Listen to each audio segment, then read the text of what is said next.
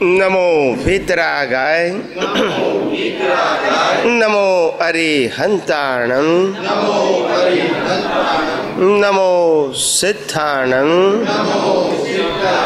નમો આયર્હિયાણં નમો ઉભસ્સાયાણં નમો લોય સવ્વ સાહુણં ऐसो पंच नमुकारो सव पाभपणासनो मंगलानंच सव्वेसिं परमं हवै मंगलम। ओम नमो भगवते वासुदेवाय। ओम नमः शिवाय। जय सच्चिदानंद। प्रत्यक्ष दादा भगवान साक्षी है। वर्तमाने महाविदेह क्षेत्र में विचरता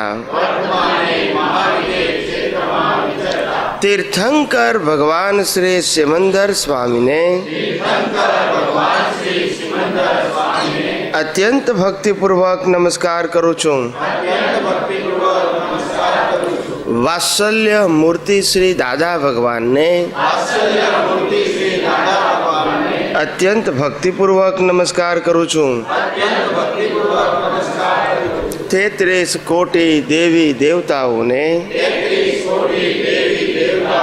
अत्यंत भक्तिपूर्वक नमस्कार करूँ छूँ।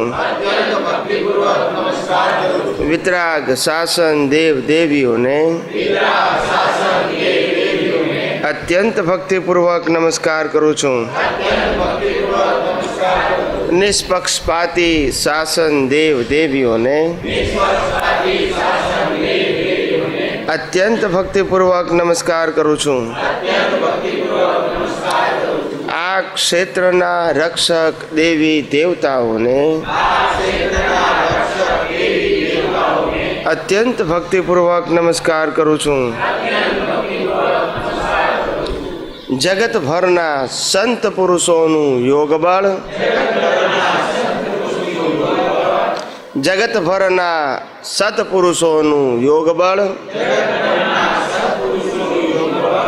अने प्रगट ज्ञानी पुरुष दादा भगवान योग बल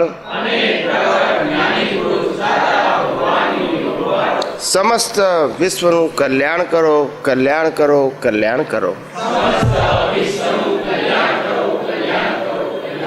अने कल्याण करवानु निमित्त बनवानी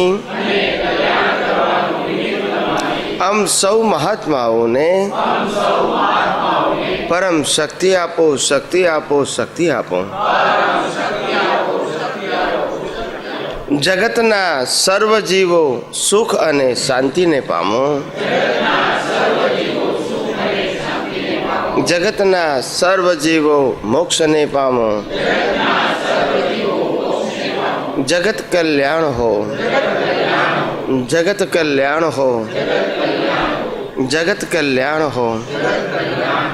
जय सच्चिदानंद।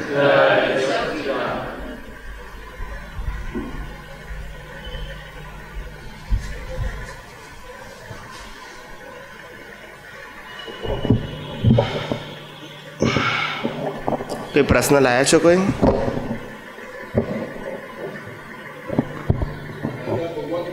माइक में बोलो।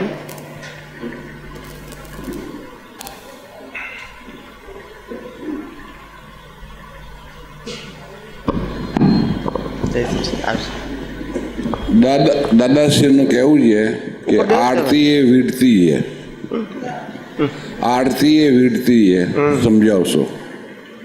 आरती है वीरती। वीरती वीरती शब्द है दीक्षा ने लागू पड़े है से ने दीक्षा को त्याग को। तो कि आरती है वीरती ए शू कहवा मांगे छे के आ मनवचन काया जे छे ए मनवचन काया જ્યારે આરતી ઉતારતા હોય तीर्थंकर परमात्मानी ત્યારે એનો એક જ ભાવ છે કે હું આ મન વચન કાયાથી ક્યારે મુક્ત થવું, એને વીરતિ કહેવાય. શું કહેવાય? આનાથી મુક્ત થવું એમ સમજાય છે. અને આ ક્યાં સુધી મળે આપણને? કે જ્યાં સુધી આપણા કર્મના હિસાબ છે ત્યાં સુધી મળવાના. સમજાય છે ને? આ મન વચન કાયા કર્મના હિસાબ છે તો જ મળવાના, કર્મના હિસાબ નથી તો નહીં મળે. એટલે આપણે આનાથી મુક્ત થવું, જગતથી મુક્ત થવાનું નથી. આપણે જગતથી બંધાયેલા પણ નથી, આપણે આપણા હિસાબોથી બંધાયેલા છે. અને ભગવાનને કહીએ છીએ, અંતર્યામી પરમાત્માને પ્રાર્થના કરીએ છીએ, પરમાત્માને પ્રાર્થના કરીએ છીએ કે હું આ મન વચન કાયાથી કેમ કરીને મુક્ત થવું. મુક્ત થવું એટલે મન વચન કાયાને છોડવાના નથી, નવા મન વચન કાયા ઊભા ન થાય એવા ભાવ ન કરું, એને વીરતિ કહેવાય. શું કહેવાય? વીરતિ. કારણ કે આ મન વચન કાયા તો અગાળવાના જ છે કર્મના હિસાબ પ્રમાણે, આમાં ફેરફાર થવાનો નથી. અને નવા મન વચન કાયા એવા પ્રાપ્ત થાવ તો છેલ્લો મારો અવતાર હોય. શું છે? છેલ્લો અવતાર હોય. એટલે વીરતિ શબ્દ ત્યાગ માટે, દીક્ષા માટે, મુક્તિ માટે વપરાયો છે. જય સચ્ચિદાનંદ. જય સચ્ચિદાનંદ.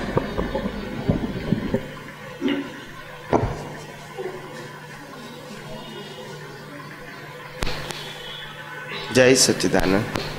બોલો બોલો, માઇકમાં બોલજો. હા,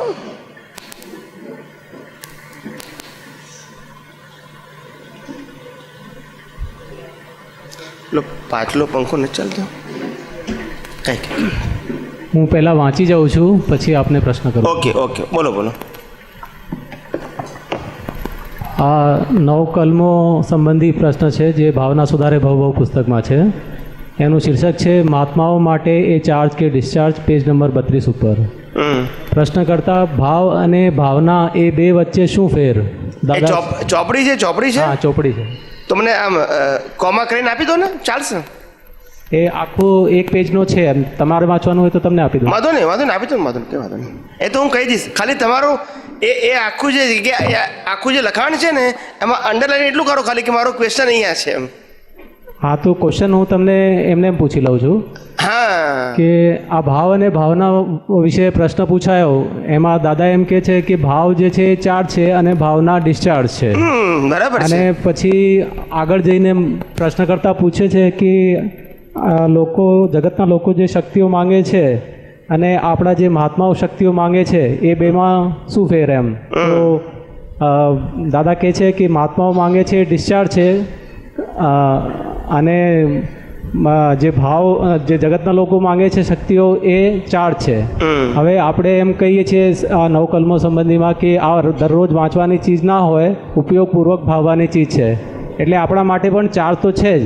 તો પછી દાદાજી એમ કેમ કહે છે કે આ ડિસ્ચાર્જ છે? એમ એ ડિસ્ચાર્જ માટેનો શું વ્યૂ પોઈન્ટ છે? અને ઇવન શક્તિઓ માંગી છે એના માટે પણ દાદા એમ કીધું કે એ ડિસ્ચાર્જ છે, મહાત્માઓ માટે, જગતના લોકો માટે ચાર્જ છે. તો એનો વ્યૂ પોઈન્ટ શું છે, સમજાવજો. એટલે બસ સમજવાનું એ હતું આપણે, આ ભાષા, જ્ઞાનીઓની ભાષા જે સમજવી ને, એમ મેં કહ્યું ને કે જ્યાં સુધી સિદ્ધાંત ના પકડાય, આ બધી વાતો આગળ થઈ ગયેલી છે સિદ્ધાંત રૂપે. આ તમે પર્ટિક્યુલર પૂછ્યું છે, અમે આ બધી વાતો જાહેરમાં કરી નાખેલી છે. અને જ્યારે અમે પહેલી વખત રજૂઆત કરતા હોય ત્યારે કેટલાક વ્યક્તિઓને ન ગમે એવું બને. અમે પહેલાં જ કીધેલું કે મન વચન કાયાથી થતી કોઈ પણ ક્રિયા, પછી ચેતરણ વિધિ હોય, આરતી હોય, કીર્તન ભક્તિ હોય, નમસ્કાર વિધિ હોય, નવ કલમ બોલતા હોય, પ્રતિક્રમણ કરતા હોય, સામાયિક કરતા હોય બેસીને, આ બધી જ ક્રિયા એ રિઝલ્ટ છે. બરાબર. આવું અમે જાહેરમાં કીધેલું છે, વડોદરામાં કીધું છે, મુંબઈમાં કીધું છે. મન વચન કાયા પર ને પરાધીન છે, એટલે એનાથી થતી કોઈ પણ ક્રિયા હોય એ પરિણામ જ હોય. એ સિદ્ધાંત છે, એમાં શ્રદ્ધાનો પ્રશ્ન નથી. બરાબર છે.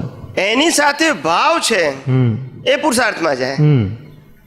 પણ અહીં તો મહાત્મા માટે જે ભાવ કરે છે એ પણ એના વિશે ડિસ્ચાર્જ કીધું છે. એમ શક્તિઓ માંગે છે એ પણ ડિસ્ચાર્જ છે. શક્તિઓ તો આપણે મોક્ષ માર્ગ માટે જોઈએ જ ને. ના, જોઈએ આપણે.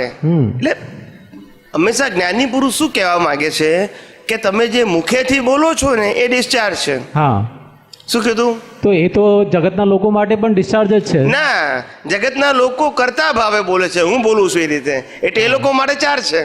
હા તો કરતા ભાવે આપણે બી કરતા ભાવે જ કરીએ છીએ ને કે મારે મોક્ષ માર્ગના લાયક અને સહાયક સંજોગો જોઈએ એના હિસાબે કરું છું. બરાબર છે, પણ આપણને વાણી અને ભાવ બંને જુદા પડી ગયા છે હા દ્રષ્ટિમાં. એ લોકોને એક જ છે.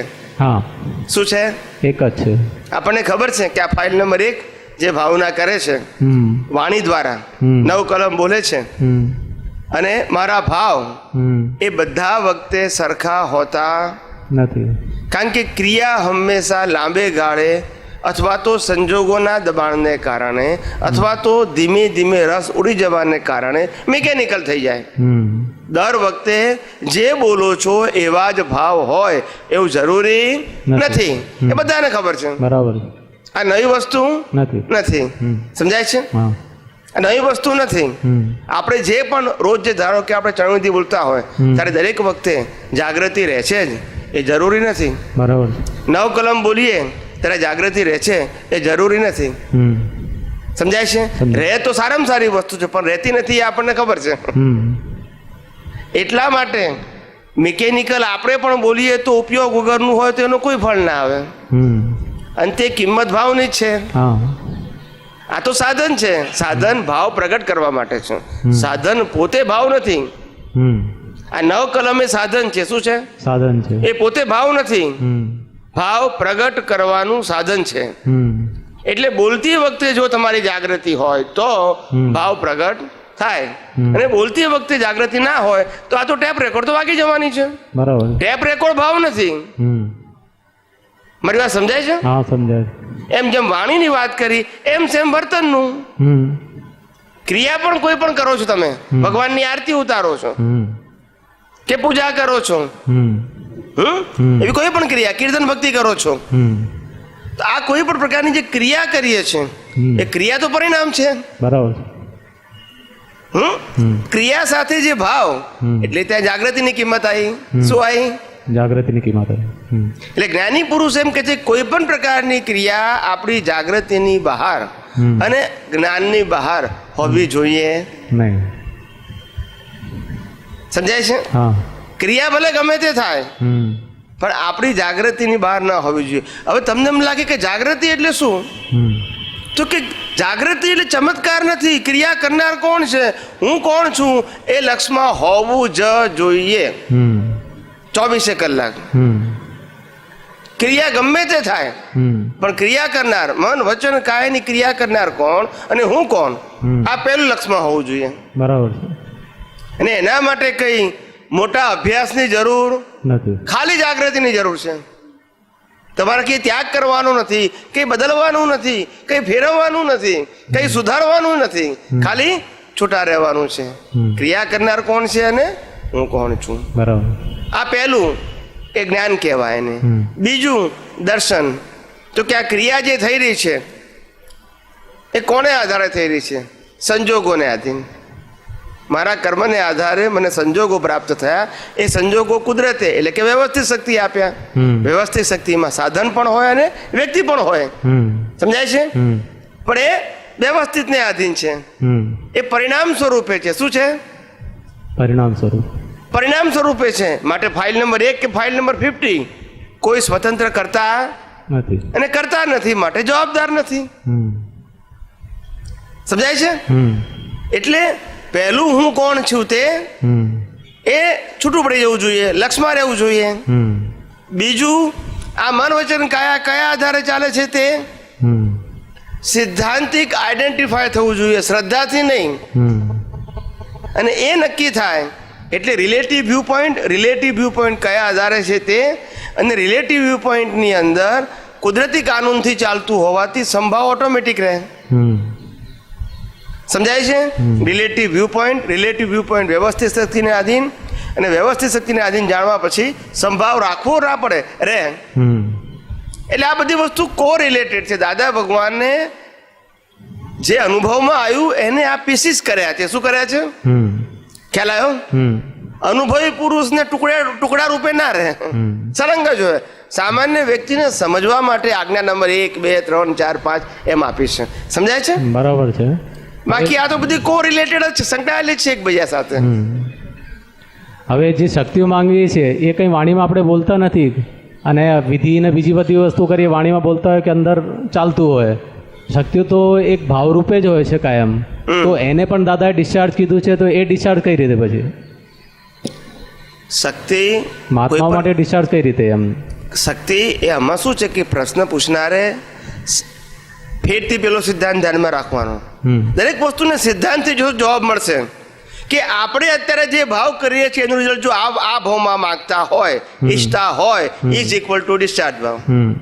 નહીં, આપણે જે ભાવ કરીએ છીએ એનું રિઝલ્ટ આ ભાવમાં માગતા નથી તો એ ચાર્જ ભાવ. ચાર્જ ભાવ. એટલે વ્યક્તિએ પ્રશ્ન પૂછ્યો છે એના આધારે જવાબ આવે. સમજાય છે? આ બધું તમે સિદ્ધાંત ચૂકી જાઓ છો. નહીં, વ્યક્તિ તો સીધું સીધું પૂછે છે કે ભાઈ જગતના લોકો માટે ભાવ ચાર્જ છે અને ભાવના ડિસ્ચાર્જ છે મહાત્માઓ માટે. તો એ શક્તિઓના પ્રશ્નોમાં પણ એ જ રીતે પૂછે છે ક્લિયરલી કે ભાઈ જગતના લોકો માટે શું અને મહાત્મા માટે શું. એટલે જગતના લોકો માટેનો જ્યારે શબ્દ મહાત્મા સાથે કમ્પેરિઝન કરી ત્યારે જગતના લોકો જે ભાવ કરે છે તે મોટા ભાગના લોકો આ ભાવ માટે કરે છે. બરાબર છે. અજ્ઞાનીની વાત કરું છું. એવા જ ભાવના જો મહાત્માઓ કરતા હોય તો એ લોકો માટે ડિસ્ચાર્જ જ છે ને, કારણ કે પરિણામ સ્વરૂપ છે. કારણ કે એને ભાવો થાય ખરા એવા કે મારે આઈસ્ક્રીમ ખાવો છે, મુંબઈ જવું છે, પ્લેનમાં અમેરિકા જવું છે, ફરવા જવું છે, સારો બંગલો જોઈએ છે, સમજાય છે, પૈસા કમાવા છે. તો આ બધા બાળકોને સારી રીતે ભણાવવા છે, પતિ પત્ની એકબીજાને ખુશ રાખવા છે, આ બધા ભાવ થાય. પણ આ બધા ભાવ કયા છે? ડિસ્ચાર્જ ભાવ છે. ડિસ્ચાર્જ. એટલે મહાત્માઓને આ ભાવ થાય ખરા પણ કયા છે? ડિસ્ચાર્જ. તો એ સબ્જેક્ટ લેવાના. જે અજ્ઞાની ભાવ કરે છે એ જ ભાવ મહાત્માને થાય, કારણ કે પરિણામ તો વ્યવસ્થિત ને આધીન છે જ. જે અજ્ઞાની ભાવ થાય એ જ ભાવ મહાત્માને પણ થાય, ના થાય? થાય. કારણ કે પરિણામ છે. એ તો ફરજિયાત ભાગ છે. કયો છે? ફરજિયાત ભાવ. એટલે અહીંયા ઘડી આ લોકોને ચાર્જ મૂક્યો કારણ કે કરતા છે, અહીંયા ડિસ્ચાર્જ મૂક્યો કારણ કે અકર્તા છે. એટલે આપણે શું કીધું કે દાદા ભગવાને જે વાત કરી, અમારા મહાત્માઓને જ્ઞાન લીધા પછી કર્મ બંધાય નહીં. એનો જવાબ શું આપ્યો આપણે? કે અજ્ઞાની 5 ઇન્દ્રિયોના વિષયો ભોગવવા માટે, સંસાર વધારવા માટે જે કર્મ બાંધે છે એ મહાત્માઓ બાંધે નહીં. કારણ કે એને ખબર છે કે 5 ઇન્દ્રિયોના વિષયોમાં સુખ છે નહીં. એટલે અજ્ઞાની જે કર્મ બાંધે છે એ કર્મ મહાત્માઓ ના બાંધે. એ એંગલથી અમારા મહાત્માઓ જ્ઞાન લીધા પછી કર્મ બાંધતા, પણ જે મોક્ષ માર્ગને લાયક અને સહાયક છે એ બાંધે. બરાબર. એટલે આ વાતને આપણે ખાલી જો સિદ્ધાંત પકડી રાખો તો જવાબ ત્યાં જ છે. નહીં, આપની વાત અને સાચી છે. માટે વારંવાર સત્સંગમાં એક જ વાત કરું છું, સિદ્ધાંતને પકડો, સિદ્ધાંતને સમજો. કોઈ પણ વ્યક્તિ ગમે તે એંગલથી વાત કરતી હોય એમાં સિદ્ધાંત જોઈ લેવાનો તો જવાબ ત્યાં જ છે. અને જો શ્રદ્ધામાં ગયું તો જવાબ નહીં મળે. એટલે દાદા ભગવાને આ વાત કરી છે એની જોવાનું આપણે. દાદા ભગવાને એંગલ શું પકડ્યો કે અજ્ઞાની માણસો જે ભાવ કરે છે એના કર્મ બંધાય, એ જ મહાત્માઓને ભાવ કરે તો કર્મ ના બંધાય. તો સીધી વાત જ છે ને, કારણ કે એનો હેતુ જ નથી ને. હવે એના ભાવ છે પણ એ ડિસ્ચાર્જ ભાવ છે. કેવા ભાવ છે? મારે છોકરાને સારો ભણાવવો છે તો કયો ભાવ? ડિસ્ચાર્જ. મારે જૂનીમાંથી નવી ગાડી લેવી છે, કયો ભાવ? મારે નાનામાંથી મોટું મકાન જોવું છે, કયો ભાવ? ડિસ્ચાર્જ ભાવ. હવે એ તો મહાત્માનો હોય કે ના હોય? હોય જ. પણ એ અજ્ઞાનીને ચાર્જ કરે છે કારણ કે કરતા ભાવ છે, અને મહાત્માને શું છે? એ જ ભાવ ડિસ્ચાર્જ છે. આ બધી વસ્તુ જાગૃતિ હોય તો જ છે. મહાત્મા એ તો એક ટાઇટલ છે, પણ મહાત્મા અને જાગૃતિ છે એ આધારે વાત કરવામાં આવે છે. જાગૃતિ નથી તો એને પ્રમાદ કહેવાય જ. પછી અધરવાઇઝ કઈ લાયસન્સ એવું નથી મળ્યું, જાગૃતિ તો રાખવી જ પડશે. લાયસન્સ હોતું જ નથી કોઈ દિવસ. કોઈ લાયસન્સ ના આપી શકે. મહાવીર લાયસન્સ ના આપી શકે. મહાવીર આપણને જાગૃતિ આપી શકે, દ્રષ્ટિ આપી શકે, જ્ઞાન આપી શકે, સાચો પુરુષાર્થ માર્ગ અથવા રસ્તો બતાવી શકે. ચાલવાનું તો આપણા ઉપર જ છે. એટલે કોઈ આપણને સર્ટિફિકેટ ના આપી શકે. આપણે જાતે જ સર્ટિફાઈડ થવું પડે, અનુભવે કરીને. કેવું કરીને? સમજાય છે? સમજાય. અને આ જગત એટલું સ્વતંત્ર છે કે એકબીજાને હિસાબ વગર કોઈ વ્યક્તિ બાધક થઈ શકે નહીં. એવું જગત એક્ઝેક્ટ ન્યાયવાળું છે. એટલે ભય પામવા જેવું નથી. કેવું નથી? ભય પામવા જેવું નથી. અને હિસાબ હોય, ચીકણો હિસાબ હોય, કડવો હિસાબ હોય, ના ગમતો હિસાબ હોય, તો ત્યાં આગળ જ્ઞાની પુરુષ શું કહે છે? સંજોગો શક્તિ લઈને આવે છે. શું કીધું? સંજોગો શક્તિ લઈને આવે છે. જે ભોગવવાનું છે એ ભોગવવાની શક્તિ પણ એની અંદર રહેલી છે. એટલે આપણે કોઈ ગભરાવાની જરૂર નથી કે શું થશે. ગઈકાલે જ ટીવી પર નેપાળનું બતાવતા હતા. એમાં એક બેન, નાનું બાળક, બિલકુલ નાનું બાળક, એને ગોદમાં લઈ અને કૂદી પડ્યા. એ બેનનો પગ ફ્રેક્ચર થઈ ગયો, કપાવવો પડશે એમને, અને છોકરું આખું બચી ગયું. તો પુણ્ય છોકરાની છે ને, બાળકની પુણ્ય કેવી? માને તો બાળક માટે વાલ હોય જ, પણ પુણ્ય જો બાળકની કે આવી પરિસ્થિતિમાં પણ માએ કોણે બચાવ્યું? પોતાની જાતને નહીં. સમજાય છે? આ ગઈકાલની જ વાત કરું છું. એટલે બન્યું પહેલાં હશે, કાલે ટીવીમાં બતાવ્યું ખાલી એમ.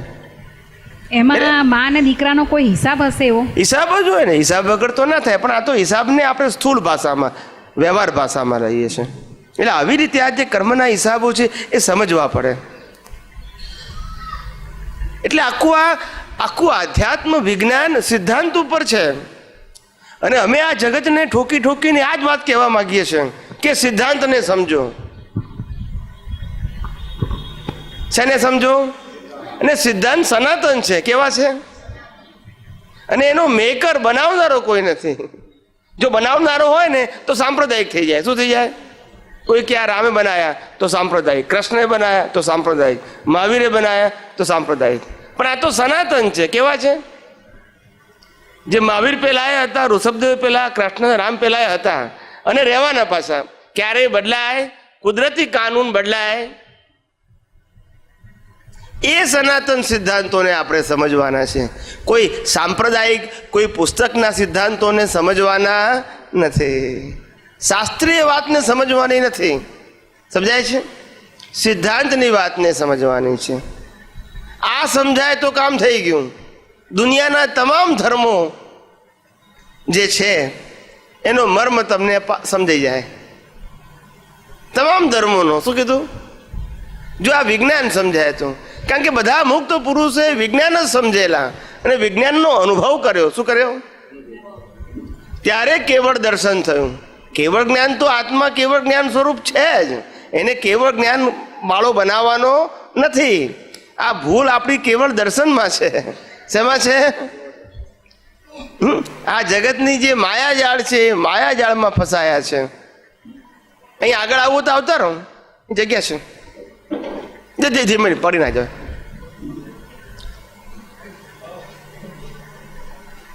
ત્યાં બેવો ત્યાં બેસી જાઓ. હો, કઈ જ્યાં એડજસ્ટ હોય તો બેસી જાઓ. એટલે આ બહુ સમજવાની જરૂર છે. આ અત્યાર સુધી આપણે બધા ગૂંચાયા, જે તે ધર્મમાં હતા બધામાં ગૂંચાયા, એનું એક જ કારણ છે. આપણે સાંપ્રદાયિક વાતને સનાતન વાત માની લીધી. શું થયું?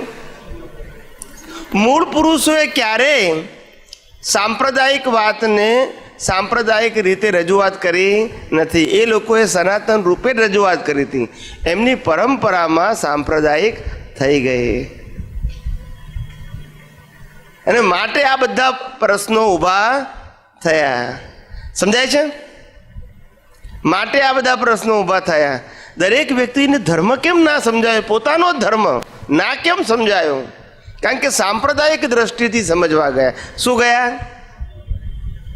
એટલે એકની દ્રષ્ટિ જુદી, બીજાની દ્રષ્ટિ જુદી, ત્રીજાની દ્રષ્ટિ જુદી, ચોથાની દ્રષ્ટિ જુદી. પછી ફાટા પડવા માંડ્યા. શું પડવા માંડ્યા? પાડવા ના પડ્યા, પડવા જ માંડ્યા ફટાફટ. માટે જ્ઞાની પુરુષે કીધું કે કોઈ પણ સાચી વસ્તુ હોય તો પણ એની પકડવી નહીં, કારણ કે કોઈ પણ સાચી વસ્તુ પણ રિલેટિવ સત્ય છે. શું છે? રિલેટિવ સત્ય એટલે અવસ્થાવાળું સત્ય, સનાતન સત્ય નહીં. આ દેહનું અસ્તિત્વ છે એ રિલેટિવ સત્ય છે કે રિયલ સત્ય છે? જેનો અંત આવે એ બધું રિલેટિવ સત્ય. એની પકડ ના પકડવી. શું ના કરવું? આપણને યોગ્ય લાગે, જવાબદાર હોઈએ તો કઈ છૂટવું. શું કરવું? પણ પકડવી. અને આ ધર્મ અને સંપ્રદાયોમાં ફાંટા પડવાનું કારણ સત્યનો આગ્રહ. શેનો આગ્રહ? અસત્યનો નહીં, સત્યનો આગ્રહ. એટલે ભેદ પડી ગયા. ને જ્ઞાની પુરુષ જ્યારે આવે, અનુભવી પુરુષ, ત્યારે બધા સત્યોને સમાઈ લે. શું કરે? બધા સત્યોને શું કરે? સમાઈ લે. ભેદ ના પડવા દે. શું ના પડવા દે? સાચું શું છે તે પણ કે, છતાંય પકડ નહીં. શું કીધું?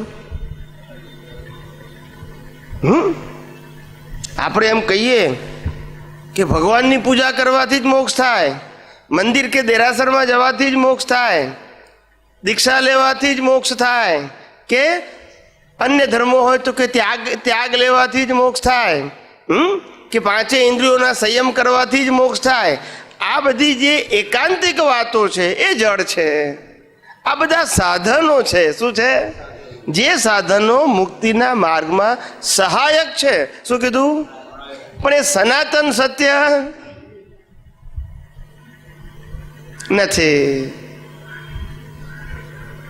સમજાય છે મારી વાત? હિંસા ના કરવી જોઈએ, ચોરી ના કરવી જોઈએ, જૂઠ ના બોલવું જોઈએ. ખ્યાલ આવ્યો? પરિગ્રહ ના રાખવો જોઈએ અથવા પરિગ્રહ ના વધારવો જોઈએ, બ્રહ્મચર્યનું પાલન કરવું જોઈએ, પંચ મહાવ્રત.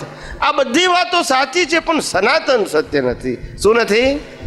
કારણ કે ઇતિહાસ એની સાક્ષી છે કે અનેક લોકો મોક્ષે ગયેલા સંસારી હતા, જેને પરિગ્રહ હતો, જેને અબ્રહ્મચર્ય હતું. સમજાય છે મારી વાત? સમજાય છે? આ બધું હતું એ લોકોને, પણ શું કરે? કારણ કે એના એ કરતા નતા, માટે મોક્ષે ગયા. નહીં તો ચક્રવર્તીનો મોક્ષ હોય? હજારો રાણીઓ ને 6 ખંડ જીતવાના, વૈભવ, ને છતાંય એ જ અવતારે મોક્ષ. શું કીધું? હવે આપણને લાગે તો કે આપણે ઘરમાં 4 જણ છે તોય ભારે પડે છે, તો એમને કેટલું ભારે પડતું હશે? ના પડે, કારણ કે જ્ઞાન દશા પામેલા છે. બધું પરિણામ સ્વરૂપે દેખાય. કેવું દેખાય? ને આપણે પેલી પકડી હોય. શું પકડી હોય? આવું. જય સચ્ચિદાનંદ. જય સચ્ચિદાનંદ. એટલે આપણે આ સૈદ્ધાંતિક રીતે જ આ જે ભાવનું વિજ્ઞાન સમજવાની કોશિશ કરીએ, જી, તો આપણે એક બાજુ એવું કહીએ છીએ કે ભાવ કર્મ, દ્રવ્ય કર્મ, નો કર્મથી સર્વથા ભિન્ન એવો હું શુદ્ધાત્મા. એ જ રીતે મન, વચન, કાયાના તમામ લેપાયમાન ભાવોથી સર્વથા નિર્લેપ એવો હું શુદ્ધાત્મા. બરાબર છે. અને ભાવને એ રીતે પણ આપણે કહીએ છીએ કે ભાવ એ નૈમિત્તિક છે. એટલે ડિસ્ચાર્જ જે દ્રવ્ય કર્મમાં જે ભાવકો પડેલા છે અને વર્તમાન કાળમાં જીવની જે કંઈ પણ જાગૃતિ અથવા દર્શન જ્ઞાનની સ્થિતિ છે એના આધારે ઓટોમેટિકલી એનાથી ભાવ થઈ જાય છે. રાધર દેન એટલે આપણે જે બોલીને કરીએ છીએ એ ખરેખર એને ભાવ કહેવા કે એને ભાવના જ કહેવાય, ત્યાં આખો મોટો, કારણ કે ભાવ એ બહુ સૂક્ષ્મ વસ્તુ અને દ્રષ્ટિનો વિષય હોય એવું લાગે છે. અને બોલવાથી ભાવના લેવલ સુધી પહોંચી શકાય એ બહુ જ અઘરું લાગે છે, કારણ કે એ તો ખાલી સ્વભાવ અને વિભાવનો ડિફરન્સ હોય એ લેવલે જ ખાલી ભાવ હોય એવું લાગે છે. જો સ્વભાવમાં છો તો ભાવ નથી અને વિભાવમાં છો તો ભાવ છે જ, ગમે તે કરીએ. એટલે આ ભાવનું વિજ્ઞાન એ ખાલી દ્રષ્ટિને લાગતું હોય એવું લાગે છે. અને એટલા માટે આમ એવું લાગે કે એ ડિસ્ચાર્જ જે તે જીવ જે ગુણ સ્થાનક સુધી વ્યવહારના ડેવલપમેન્ટ પર પહોંચે એ પ્રમાણે એ જેમ ક્રમબદ્ધ રીતે ડિસ્ચાર્જ થાય એમ ભાવ પણ ક્રમબદ્ધ રીતે એનાથી થયા જ કરે. અને માટે એનો કંઈ એક એ બી કરતા નથી, એ સહજ રીતે બનતી આખી ભાવના લેવલની પ્રોસેસ છે, રાધર દેન વ્યક્તિ કરી શકે. એટલે ત્યાં એક ક્વેશ્ચન ઉત્પન્ન થાય છે, સમજાવશો? એટલે આજ ફરી પાછો અહીંયા સિદ્ધાંત જ લેવાનો છે કે મન, વચન, કાયા, પર છે ને પરાધીન છે તો છે જ.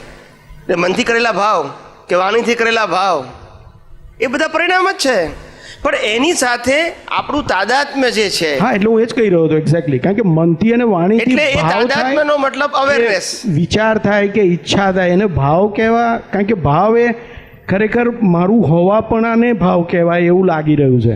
હા, આપણું એટલે કે મૂળ સ્વરૂપનું અસ્તિત્વ ના હોય તો ભાવ હોય જ નહીં, હા પણ આપણું હોવાપણું છે અને સાથે આપણા હોવાપણાની અનુભૂતિ નથી.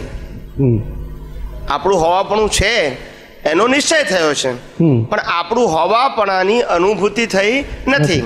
તો હોવાપણું છે એનો નિશ્ચય અને હોવાપણું છે એનો અનુભવ થયો નથી, આ બે વચ્ચેની જે પ્રક્રિયા છે એને પુરુષાર્થ કહેવાય છે. બરાબર છે. શું કહેવાય છે? પુરુષાર્થ. અને આ પુરુષાર્થની અંદર ભાવ એટલે સબ્જેક્ટ ટુ અનુભૂતિ. શું કીધું? સબ્જેક્ટ અનુભૂતિ. પણ આ સબ્જેક્ટ અનુભૂતિમાં મેઇન વસ્તુ ધ્યાન રાખવાની, પાછી ભૂલ નહીં કરવાની. સબ્જેક્ટ અનુભૂતિ કીધું એટલે આત્માની અનુભૂતિનો શબ્દ વાપરીએ છીએ આપણે, અનુભૂતિનો શબ્દ, પણ ફસાયા છે ક્યાં? વ્યવહારમાં. એટલે આ ધ્યાન રાખવાનું પાછું. એટલે હું એક્ઝેક્ટલી એ જ વસ્તુ પર એટલે કામ કરતો હતો. આ જગતની અંદર એટલે આપણે આપણું ઘર છે, આપણું પોતાનું ઘર છે, અને આપણે અત્યારે જેલમાં છે. શું છીએ? જેલમાં. અમારું મિશન શું છે? ઘેર જવું. મુક્ત થવું. પણ ઘેર જવા માટે મિશન શું છે? તો કે જે જેલમાંથી પૂરી છૂટવું તો. થાય, જેલ પૂરી થાય તો. સમજાય છે? બરાબર. એટલે આ સંસારે શું છે? જેલ. એમાંથી કેમ છૂટાય એ જાણવું, એ સમજવું, એનું નામ સનાતન સિદ્ધાંત. પેલું તો ઘર છે જ આપણું. ના એટલે આઈ એગ્રી, હું એ જ વાત એકચ્યુઅલી આપણે હું ભાવની લેવલની જ એટલે વાત કરું. સબ્જેક્ટ અમે બોલીએ કે આત્માની અનુભૂતિ, ઘણા બધા મને કે સ્વામીજી તમે આત્માની અનુભૂતિની વાત કરવાની વાત કરો છો સેન્ટર પોઈન્ટમાં, અને બીજી બાજુ એમ કહો છો કે આ કુદરતી કાનૂન જાણો, તો આ બે વસ્તુ તો કોન્ટ્રાડિક્ટ થઈ. ત્યારે મેં કીધું આત્માને આત્મા જાણવાની જરૂર નથી. આત્મા બગડેલો નથી, આત્મા ખરડાયેલો નથી, આત્મા નાનો મોટો નથી, આત્મા અજ્ઞાની નથી, આત્મા અશક્ત નથી. શું નથી? કોઈ જાતની ખામી એમાં નથી. એટલે એનું માત્ર લક્ષ્ય હોવું જોઈએ. શું હોવું જોઈએ? લક્ષ્ય હોવું જોઈએ. એ પ્રાપ્ત કરવાની વસ્તુ નથી, એ આ મન વચન કાયાથી અનુભવવાની વસ્તુ નથી, એ ફક્ત લક્ષ્યમાં રાખવાની વસ્તુ છે. અને જાગ્રત ક્યાં રહેવાનું છે? જ્યાં ફસાયા છીએ ત્યાં. એમાંથી છૂટ્યા તો ઘર તો એની જગ્યાએ છે જ. એટલે એનો ભેદ પાડીએ ને તો ત્રણ આપણે જે ભાવપ્રાણ છે, દર્શન, જ્ઞાન, વીર્ય અને ચારિત્ર, એ ચાર જે ભાવપ્રાણ છે એમાં જ્ઞાન દર્શન ભાગ અને ચારિત્ર ભાગ, આપણે ફસાયા ચારિત્ર ભાગમાં છીએ. હા જ્ઞાન દર્શન વાળો ભાગ સ્પોન્ટેનિયસલી શુદ્ધ થઈ શકે છે. હા, ફટાક કરતો.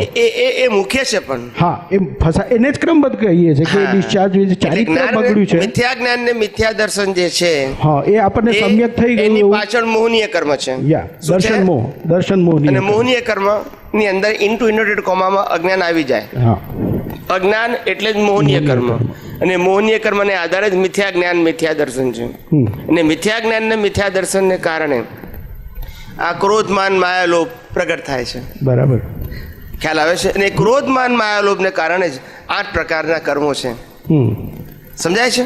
એટલે આ 8 પ્રકારના કર્મો છે, એમાં મુખ્યત્વે 4 પ્રકારના કર્મો છે જેને આપણે સફરિંગના કર્મો કહીએ છીએ.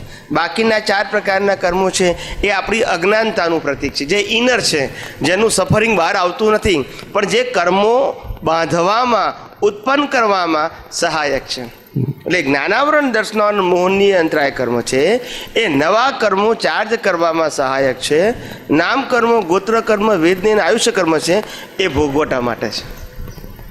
અને આ જ કર્મો જે ભોગવટા માટે છે એ કેવળ જ્ઞાનને બાધક નથી.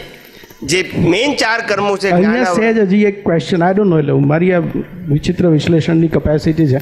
કઈ હા, એટલે પણ એવું લાગે છે કે હજી કંઈક મિસ્ટેક થાય છે. એટલે જ્ઞાનાવરણ, દર્શનાવરણ, મોહનીય અને અંતરાય જે આપણે કહીએ છીએ એમાંથી એને તો આપણે દ્રવ્ય કર્મ કીધું છે, માટે 100% ડિસ્ચાર્જ છે.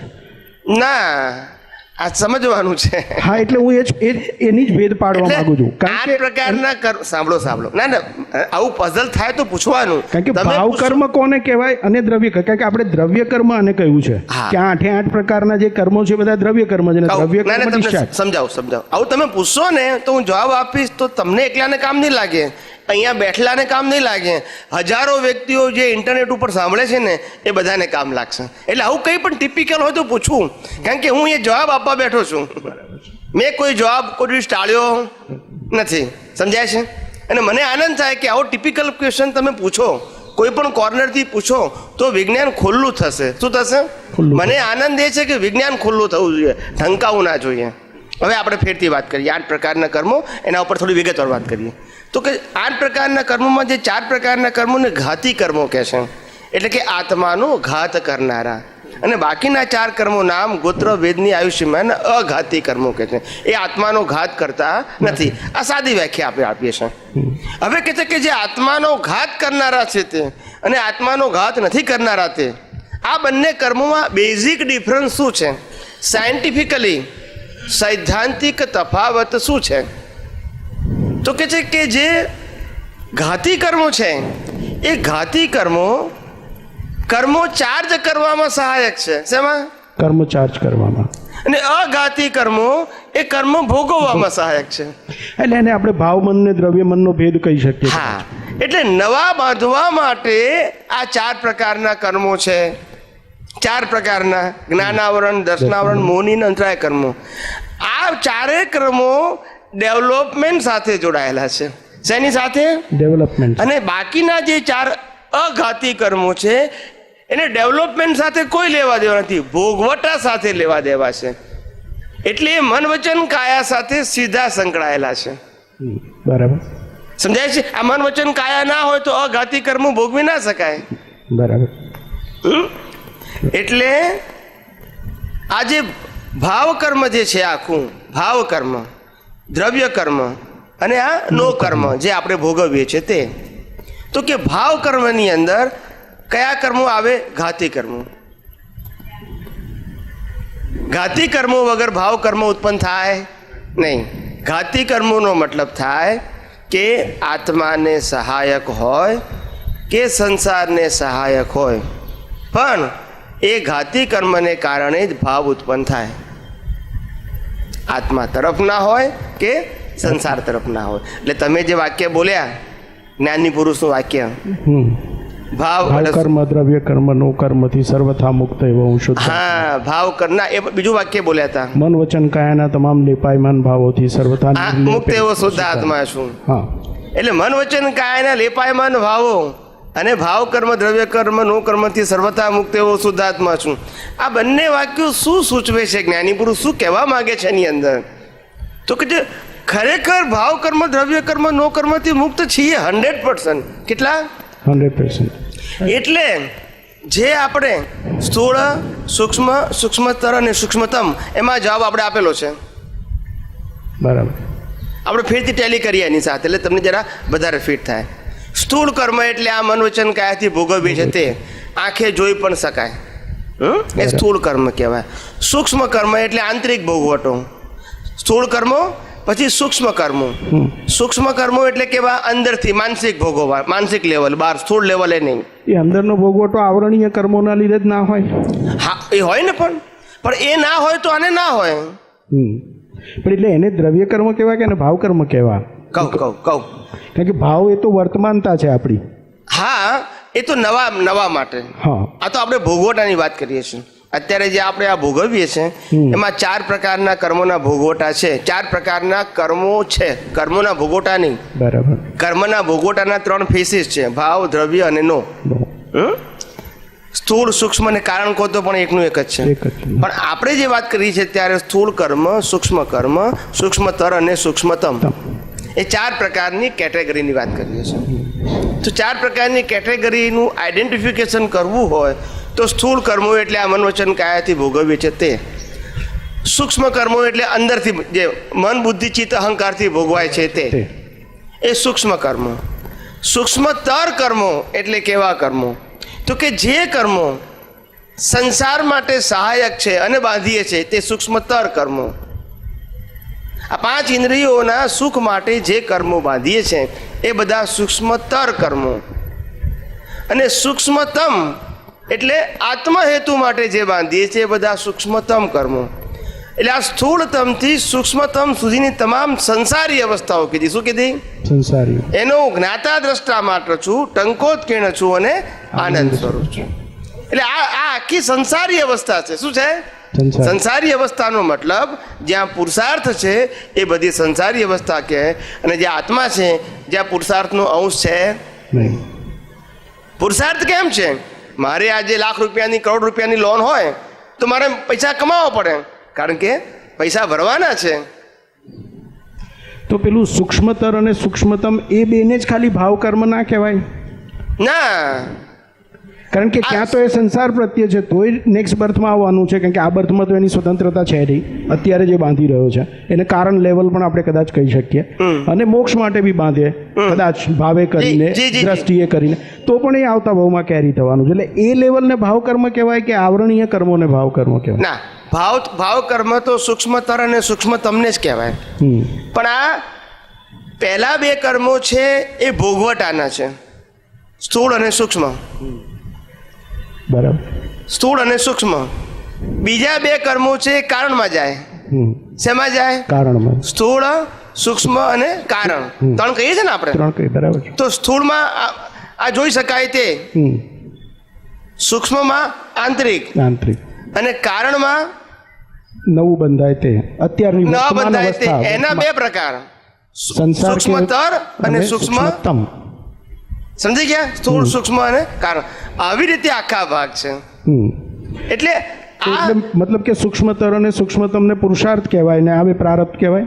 હા, કહેવાય ને, કહેવાય. આ તો જ્ઞાની પુરુષે જે ચારે વસ્તુ મૂકી છે એનો મેં તમને સાદી ભાષામાં અર્થ બતાવ્યો. સ્થૂળ, સૂક્ષ્મ અને કારણ. કારણના બે ભાગ, સૂક્ષ્મતર અને સૂક્ષ્મતમ. ને સૂક્ષ્મતર ને સૂક્ષ્મતમની વ્યાખ્યા કોઈ જગ્યાએ આપતો વાણીમાં નથી, પણ હું તમને કહું છું કે સૂક્ષ્મતર એટલે સંસાર હેતુ, સૂક્ષ્મતમ એટલે આત્મહેતુ. પણ એ આત્મહેતુથી બાંધેલા કર્મને પણ કર્મ જ કહેવાય ને સંસાર કહેવાય. શું કહેવાય એને? સંસાર. પુરુષાર્થ રહ્યો ને. આત્મામાં તો સંસાર હોય નહીં એટલે એને પુરુષાર્થ નથી. સમજાય છે ને? બરાબર. એટલે આ આખું આ ચારે વસ્તુનું જે પેકેજ છે એ પેકેજનું મેં તમને આ વર્ણન કર્યું. સમજાય છે? બરાબર. તો એમાં હા, કારણ કે તે એ જ લેવલે જે સૂક્ષ્મતર અને સૂક્ષ્મતમ લેવલે જ વિભાવ, દશા, લક્ષ, અનુભવ, પ્રતીતિ આ બધા શબ્દો ત્યાં જ મુકાય છે. પરિણતિ, આપણે જે બધા આ બધા જે પુરુષાર્થને લગતા જે બધા શબ્દો છે, ઉપયોગ, એ બધું એ જ જગ્યાએ લાગે છે કે જ્યાં ખરેખર કોઈ પણ એકચ્યુઅલી મોલેક્યુલ નથી, કે જ્યાં વિચાર પણ નથી એ એકચ્યુઅલી. બધું પ્રતિષ્ઠિત આમ લાગુ પડે. એટલે પણ એક તો પછી ત્યાં તો કોઈ શબ્દ જ નથી ને એકચ્યુઅલી. એ લેવલે તો એ શબ્દનો વિષય જ નથી બનતો. બિકોઝ જો આપણે શબ્દનો વિષય નથી બનતો એવું નહીં, શબ્દનો વિષય તો બને. પ્રતિષ્ઠિત આત્મામાં જે પુરુષાર્થ છે એ પુરુષાર્થ માટે અલગ અલગ શબ્દો વાપર્યા છે જ્ઞાની પુરુષે. જાગૃતિ કહો, ના શબ્દનો વિષય ઇન ધ સેન્સ કે કંઈક બોલવાથી ત્યાં કંઈક થઈ શકે એવું તો બની જ ના શકે. કંઈ બોલવાથી જ્યાં સુધી એની સાથેનું મારું અટેચમેન્ટ, બોલવું અને ભાવ થવો આ કો રિલેટેડ હોઈ પણ શકે અને ના પણ હોઈ શકે. કરવું અને ભાવ થવો આ કો રિલેટેડ હોઈ પણ શકે અને ના પણ હોઈ શકે. એ ડિપેન્ડ છે. હું એક સાધુને બપોરના 12 વાગે જોઉં, ખુલ્લા પગે વોરવા નીકળતા હોય બપોરે 12 વાગે તાપમાં, એમને મેં ખાલી જોયા ક્રિયા રૂપે, અને મને ભાવ ઉત્પન્ન થયો, વૈરાગ્ય ઉત્પન્ન થયો. ભાવ ખાલી કહું છું, વૈરાગ્ય લીધો નથી, ભાવ ઉત્પન્ન થયો. એમની ક્રિયા, મારો ભાવ. સમજાય છે? કોઈ વ્યક્તિ એવું બોલે, એની વાણી અને આપણો ભાવ એવું હોઈ પણ શકે અને ના પણ હોઈ શકે.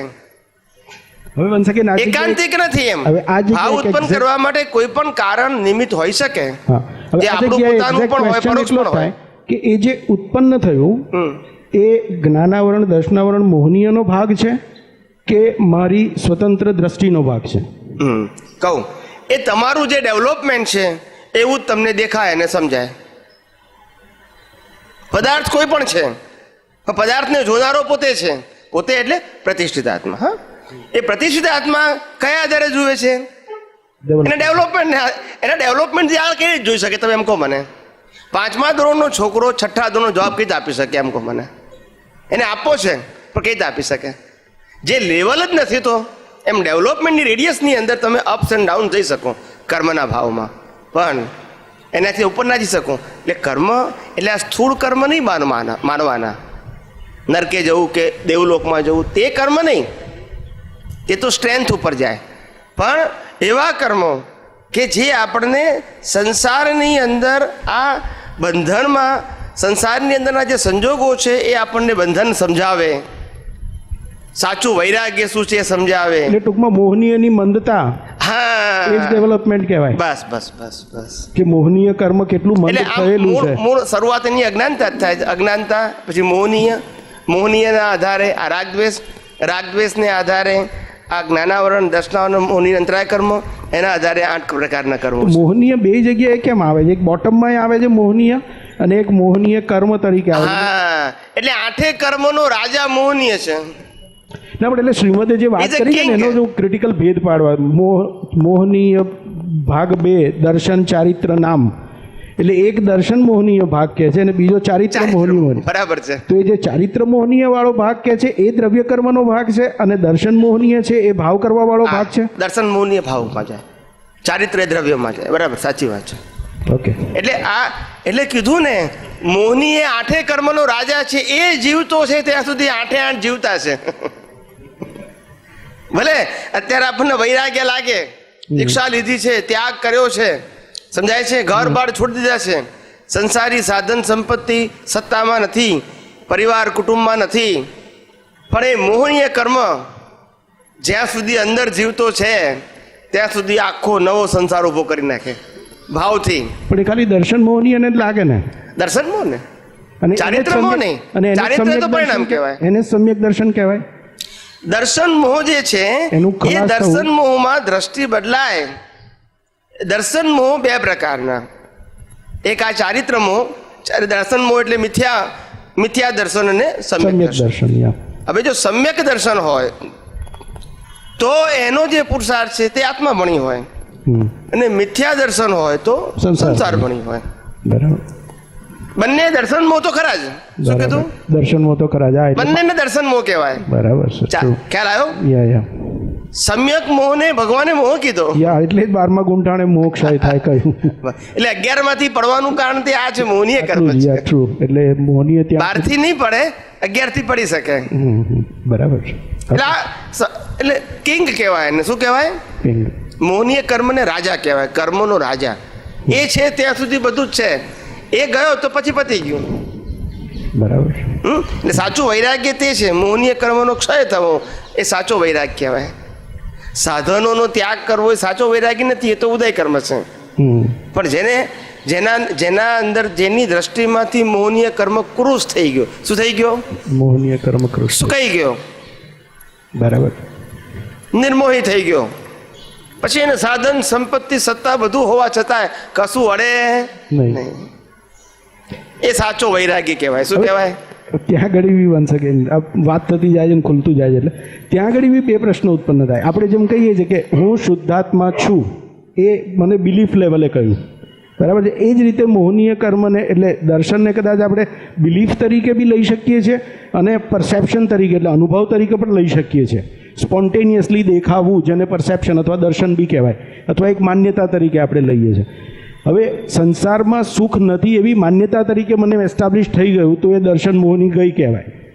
પણ મને હજી પરસેપ્શનમાં સહજ રીતે મારી વૃત્તિઓ હજી બહાર જ જાય છે. જ્યારે સંસારમાં જઉં છું તો વૃત્તિઓ પાછી નથી આવી ગઈ. બિલીફમાં ભલે ક્ષય થઈ ગયો છે કે બિલીફમાં ભાઈ આઈ એમ નોટ ઇન્ટરેસ્ટેડ, મને જગતમાં રસ નથી, અથવા મને ઇન્ટરેસ્ટ નથી પડતો, અથવા મને એમાંથી આનંદ નથી લાગતો, પણ છતાં બી જે ડિસ્ચાર્જ જે ભાગ છે, એટલે સંસાર જેવો સંયોગ આવે તો એ વૃત્તિ બહાર જાય છે. અને આ બંને વસ્તુ બને છે પેરેલલી અંદર ઓબ્ઝર્વ કરી.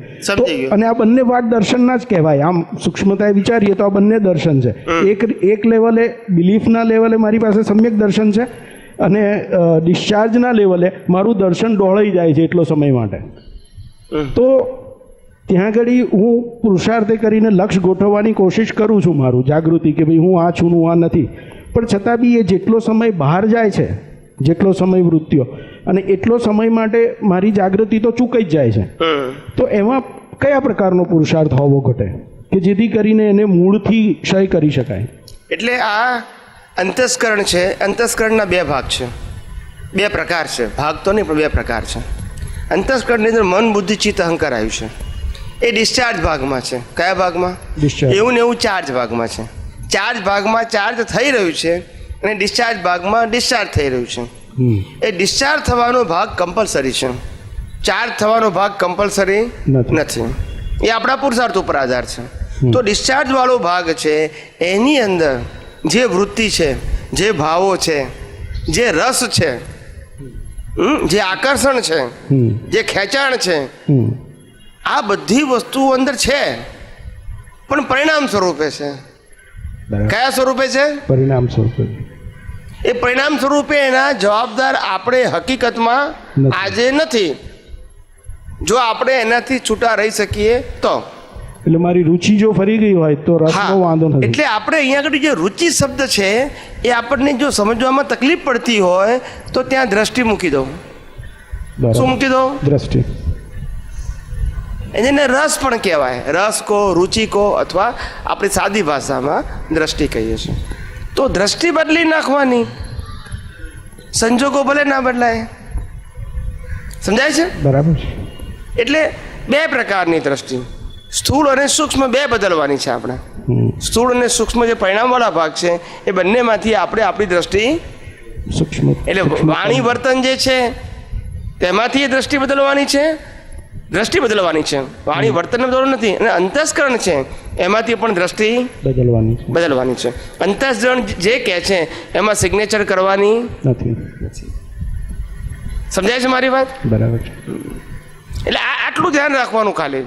જય સચ્ચિદાનંદ. એટલે જો આ હું વારંવાર તમને આજ કહેવા માંગુ છું કે વિજ્ઞાનને સમજો, બધા જવાબો ત્યાં છે. આજે અમારું દર્શન શબ્દ જે બોલીએ છીએ, અનુભવ શબ્દ બોલીએ છીએ, એનું કારણ સાયન્સ છે. નોલેજ નથી એમને. શું નથી? નોલેજ નથી, સાયન્સ છે. એટલે ગમે ત્યારે ગમે ત્યાંથી ગમે તે પ્રશ્ન પૂછો પણ સિદ્ધાંત તો તેનો તે જ છે. એટલે સિદ્ધાંતમાં જોઈને બોલીએ છીએ. મેં શેમાં જોઈને બોલીએ છીએ? થિયરીમાં જોઈને નથી બોલતા. ભૂતકાળમાં કઈ વ્યક્તિએ શું જવાબ આપ્યો છે એ અમારે જાણવાની જરૂર નથી. સિદ્ધાંત શું કહે છે એ અમારો જવાબ છે. અને તમને બધાને પણ એના ઉપર જ હું ભાર મૂકવાનું કહું છું. સિદ્ધાંત સમજો. હમણાં જ ગઈકાલે એક બેનનો વોટ્સઅપ ઉપર મેસેજ આવ્યો હતો કે મારે આ જ્ઞાનમાં આગળ વધવું છે તો હું શું કરું? સત્સંગ તમારા સાંભળ્યા. મેં કહું સિદ્ધાંતોને સમજવા પ્રયત્ન કરો, સિદ્ધાંતોને દ્રષ્ટિમાં રાખવા પ્રયત્ન કરો, દ્રષ્ટિથી એપ્લાય કરવા પ્રયત્ન કરો. સિદ્ધાંત જ સમજવાનું છે, થિયરી સમજવાની નથી. જેટલા સિદ્ધાંતો ફિટ થઈ જશે તમારી દ્રષ્ટિમાં એટલું આ જ્ઞાન એપ્લાય કરવું દ્રષ્ટિથી તમારા માટે ઇઝી થઈ જશે. કારણ કે ઓટોમેટિક જ એ દ્રષ્ટિની ચારણીમાંથી જ આ જગત તમને દેખાશે. પછી સમજાય છે ને? હા, બોલો. સિદ્ધાંતો સાહેબ કેટલા છે? હે? સિદ્ધાંતો કેટલા છે એમ? સિદ્ધાંતો સંખ્યા ના હોય એની, કોઈ દિવસ સંખ્યા ના હોય. અનુભવી પુરુષના મુખેથી જેટલું નીકળે સિદ્ધાંત શબ્દ એ આપણે પકડી લેવાનો. સમજાય છે? અનુભવી પુરુષના મુખેથી સિદ્ધાંત શબ્દ નીકળે એ પકડી લો. સિદ્ધાંત કોઈ જગ્યાએ પુસ્તક રૂપે ના હોય. સનાતન જો હોય ને એ તો પણ સિદ્ધાંત જે હોય સનાતન જ હોય ને. સિદ્ધાંત સનાતન હોય પણ સિદ્ધાંતને બનાવનારો ના હોય એટલે ચોપડી કોણ બનાવે? ચોપડી ના હોય પણ આમ આટલા સિદ્ધાંતો એ રીતે આપણે ચોપડી હોય તો સંખ્યા આવે ને. 24 તીર્થંકરોએ સિદ્ધાંતની જ વાત કરી હોય પણ કોઈ એવું ના કીધું હોય કે આટલા સિદ્ધાંત. કૃષ્ણ ભગવાને સિદ્ધાંતની વાત કરી પણ એવું ના કહે કે આટલા સિદ્ધાંત. બધાના જવાબો જુદા હોય. પાછા કેવા હોય? સિદ્ધાંતની બહાર ના હોય છતાં જુદા હોય. દાખલા તરીકે હું કોણ છું એનો બી સિદ્ધાંત છે, બરાબર, અને મન વચન કાયા કોના આધારે ચાલે છે તો એ બી સિદ્ધાંત છે. એવા કયા સિદ્ધાંતો આપણે જ્ઞાનમાં લઈ શકીએ આપણા જાણકારી માટે? એટલે આપણે આમાંથી જ તારણ કાઢી લેવાનું. સત્સંગમાંથી તારણ કાઢી લેવાનું. એ સાહેબ આ તો સનાતન છે ને, આ તો જે છે હા, પણ સનાતન હા. હોય તોય પણ સનાતન એટલે પણ બનાવનારો કોણ એને? બનાવનારો કોઈ નહીં, પણ તો પછી જે- કેવી રીતે હોય? એટલે જે સનાતન છે તો સનાતન જ રહેવાના ને. હા, હા, તો પણ એટલે એ કયા કયા એમ એમ કહી શકાય ને કે આને એક આપણા હું કોણ છું એ કયું હું નહીં. ચલાવે છે એ હું નહીં કહું, પણ તીર્થંકરો ના કહી શકે. સમજાય છે? હાજી. તીર્થંકરો ના કહી શકે, કારણ કે જેટલા પ્રશ્ન પૂછે એટલો જવાબ આપે. ખ્યાલ આવ્યો? હાજી. સિદ્ધાંતો સનાતન સમજાવું તમને. આ સિદ્ધાંતો સનાતનનો મતલબ એવું નથી કે સિદ્ધાંત નંબર 1, 2, 3, 4 જય સચ્ચિદાનંદ કે ચોપડીની જેમ હોય એવી રીતે સિદ્ધાંત નથી. અનુભવી, અહીંયા આગળ આવી જાઓ ને, જગ્યા છે, અહીંયા જગ્યા છે. અનુભવી પુરુષો જે આ જગતને સમજવા માટે તમને એમ કે આ સિદ્ધાંતિક વાક્ય છે, તો એ તમારે ક્લિક કરી દેવાનું. સમજાય છે? હાજી. હવે જે સિદ્ધાંત ની વાત હું આજે કરતો હોઉં તે 50 વર્ષ પહેલા ના થઈ હોય, 200 વર્ષ પહેલા ના થઈ હોય, 1000 વર્ષ પહેલા ના થઈ હોય. ખ્યાલ આવ્યો? અને ભવિષ્યમાં 500 વર્ષ પછી બીજા સિદ્ધાંતની વાત કરે તો સિદ્ધાંત ના બદલાય, સિદ્ધાંતની રજૂઆત બદલાય. શું બદલાય? રજૂઆત. સમજાય છે? એટલે કોઈ સ્ટાન્ડર્ડ ફોર્મમાં હોતું નથી. સમજાય છે મારી વાત?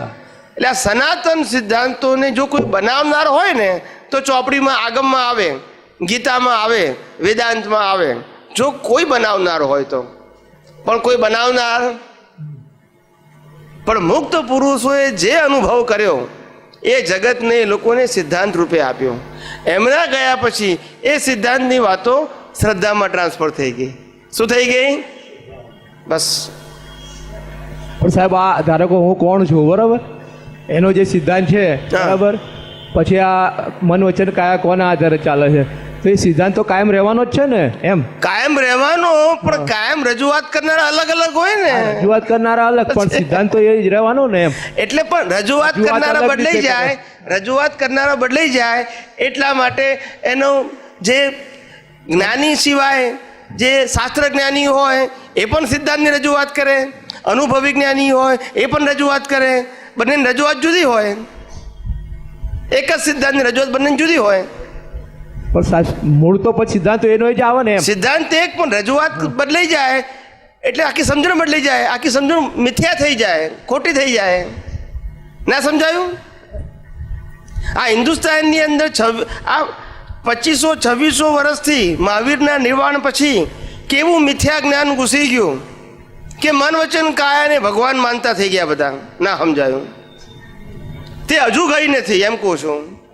હવે તમે કોઈ કાઢો પણ કેમ નહીં નીકળે? પણ આ કે આમ ખિસ્સામાંથી કાઢવાની છે આપણે? શ્રદ્ધા ફિટ થઈ ગઈ. કેવી થઈ ગઈ? અને પછી લોકોએ પાછી પાકી બરાબર ઢીલી હતી ને તો પછી પાકી કરાવી બરાબર. આ જ ભગવાન છે માનો કે છે. સમજાય છે મારી વાત? 2600 વર્ષથી હજુ ચાલે છે, હજુ તૂટી નથી, ઉલટી ગાઢ થાય છે. હવે સિદ્ધાંત છે પણ કોના માટે? સમજે એના માટે, શ્રદ્ધાવાળા માટે નહીં. એ પોતે એવું નથી કહેતા હું ભગવાન છું, એની પરંપરામાં લોકોએ કીધું કે ભગવાન છો. હવે એ ક્યાં આવવાના હતા? સમજાય છે? આ એટલે આ તો આ હું જે વાત કરું છું એટલી ગંભીર વાત છે કે ભગવાને મુક્ત પુરુષોએ, પૂર્ણ પુરુષોએ અનુભવેલી વાતો જ્યારે એમને રજૂઆત કરી ત્યારે એક્ઝેક્ટ હતી. કેવી હતી? અને સૈદ્ધાંતિક હતી. પાછી કેવી? શ્રદ્ધા નહોતું વચ્ચે. એમના ગયા પછી એમની વાતો એમની પરંપરામાં શ્રદ્ધાથી કહેવા માંડ્યા. શેનાથી? જેથી મારું ગાડું ચાલે. હું મહાવીરની વાત કરું તો મારું ગાડું ચાલે. ના સમજાયું? મહાવીરે એવું નથી કીધું કે મહાવીરે આમ કર્યું, મહાવીરે આમ કર્યું, કારણ કે એમને ગાડું ચલાવવાનું નહોતું. પણ મારે ચલાવવું હોય મહાવીરના નામ ઉપર તો બધી વાતો, ભલે વાતો મારી કરતો હું, મારી બુદ્ધિની કરતો હું, મારી સમજણની કરતો હું, પણ નામ કોનું હોય? તો જ મારું ગાડું. ના સમજાયું? આવું નામથી જ ચાલે બધું. શું કીધું? દાદા ભગવાન શું કહેતા હતા ને આજે હું શું કહું? ક્યાં મેર પડે સાહેબ? ના સમજાયું? એટલે આ તો ગાડા ચલાવવાની વાત છે ભાઈ. એટલે બધું રિલેટિવ વ્યૂ પોઈન્ટ છે. શું છે? રિયલ વ્યૂ પોઈન્ટ એટલે સિદ્ધાંત હોય, રિલેટિવ વ્યૂ પોઈન્ટ એટલે લૌકિક માન્યતાઓ. કેવી? કે લોકોએ સ્વીકારેલી. પણ શું કીધું? લાખો માણસો, કરોડો માણસો જેને સ્વીકારે, એને કેમ નહીં બદલાય સાહેબ? હવે આપણે સિદ્ધાંતની વાત કરીએ, પેલો કે અમે આ કરોડો માણસ ખોટા તો તમે શું કરો? ઉતરે નહીં. કારણ કે જડ થઈ ગયા. શું થઈ ગયા? કોઈ ક્રિયાજળ થઈ ગયા. શુષ્ક જ્ઞાનમાં કોઈ માને માર્ગ મોક્ષનો કરુણા ઉપજે જોઈ. શ્રીમદ રાજચંદ્રનું વાક્ય છે. ક્રિયાજળ થઈ ગયા અને ક્યાં તો શુષ્ક જ્ઞાનની પકડોમાં આવી ગયા. શેમાં આવી ગયા? શુષ્ક જ્ઞાન. શુષ્ક એટલે જેનું રિઝલ્ટ ના આવે એ બધા શુષ્ક જ્ઞાન કહેવાય. શું કહેવાય? જે વસ્તુ જાગૃતિમાં ના હોય, પુરુષાર્થમાં ના હોય, ઉપયોગમાં ના હોય, છતાં એ જ્ઞાન તરીકે પ્રયોજવામાં આવે, એ બધા શુષ્ક જ્ઞાન છે. ઇફેક્ટલેસ જ્ઞાન બધા શુષ્ક જ્ઞાન કહેવાય. ઇફેક્ટવાળું જ્ઞાન છે એ શુષ્ક કહેવાય નહીં, એ જીવતું જ્ઞાન કહેવાય. શું કહેવાય? જીવતું હોવું જોઈએ જ્ઞાન. એટલે આવું આ જ્ઞાની પુરુષ જેવા જાય ને એટલે આ ઝડપ. આ તો કળિયુગ છે. શું છે? મહાવીરનું જ્ઞાન તો થોડી પરંપરામાં રહ્યું. શું કીધું? અને તે એમના ગયા પછી 1000 વર્ષે પહેલી વખત આગમ લખાયા. શું કીધું? 1000 વર્ષ પછી. કેટલા? પણ આ કળિયુગની અંદર તો જ્ઞાની પુરુષના ગયા પછી 25 વર્ષે તો બધું બદલી જાય. બધું ટોટલ બદલી જાય. 25 વર્ષ એટલે 2500 વર્ષ કહેવાય. શું કહેવાય? ફટાફટ બદલાઈ જાય. બધું બદલાઈ જાય. એ કહે શું ને કરે શું? આખી માન્યતાઓ કકડભૂસ થઈ જાય. ક્યાં વિતરાગ પરમાત્માની દ્રષ્ટિ, ક્યાં મુક્ત પુરુષોની દ્રષ્ટિ, અને ક્યાં સંસારીઓની દ્રષ્ટિ.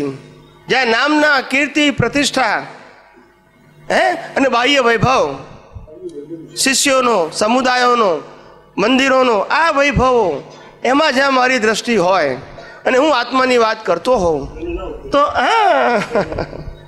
પણ છતાંય મારા પુણ્યને કારણે થયેલા કાર્યોથી લોકો મારી વેલ્યુ કરે. કે મેં 25 મંદિરો બાંધ્યા, 50 મંદિરો બાંધ્યા, એના આધારે મારી વેલ્યુ થાય. મારે 500 શિષ્યો છે, એના આધારે મારી વેલ્યુ થાય. ને સિદ્ધિ નહીં, એ પાપ પુણ્યના કર્મો છે એમના. એ પણ એને એ એચિવમેન્ટ નથી એમ કહું છું. એ તો બધા કર્મના ખેલ છે. એ મારી પ્રાપ્તિ નથી. આ તો દેહના ઉદય કર્મ છે. શું છે?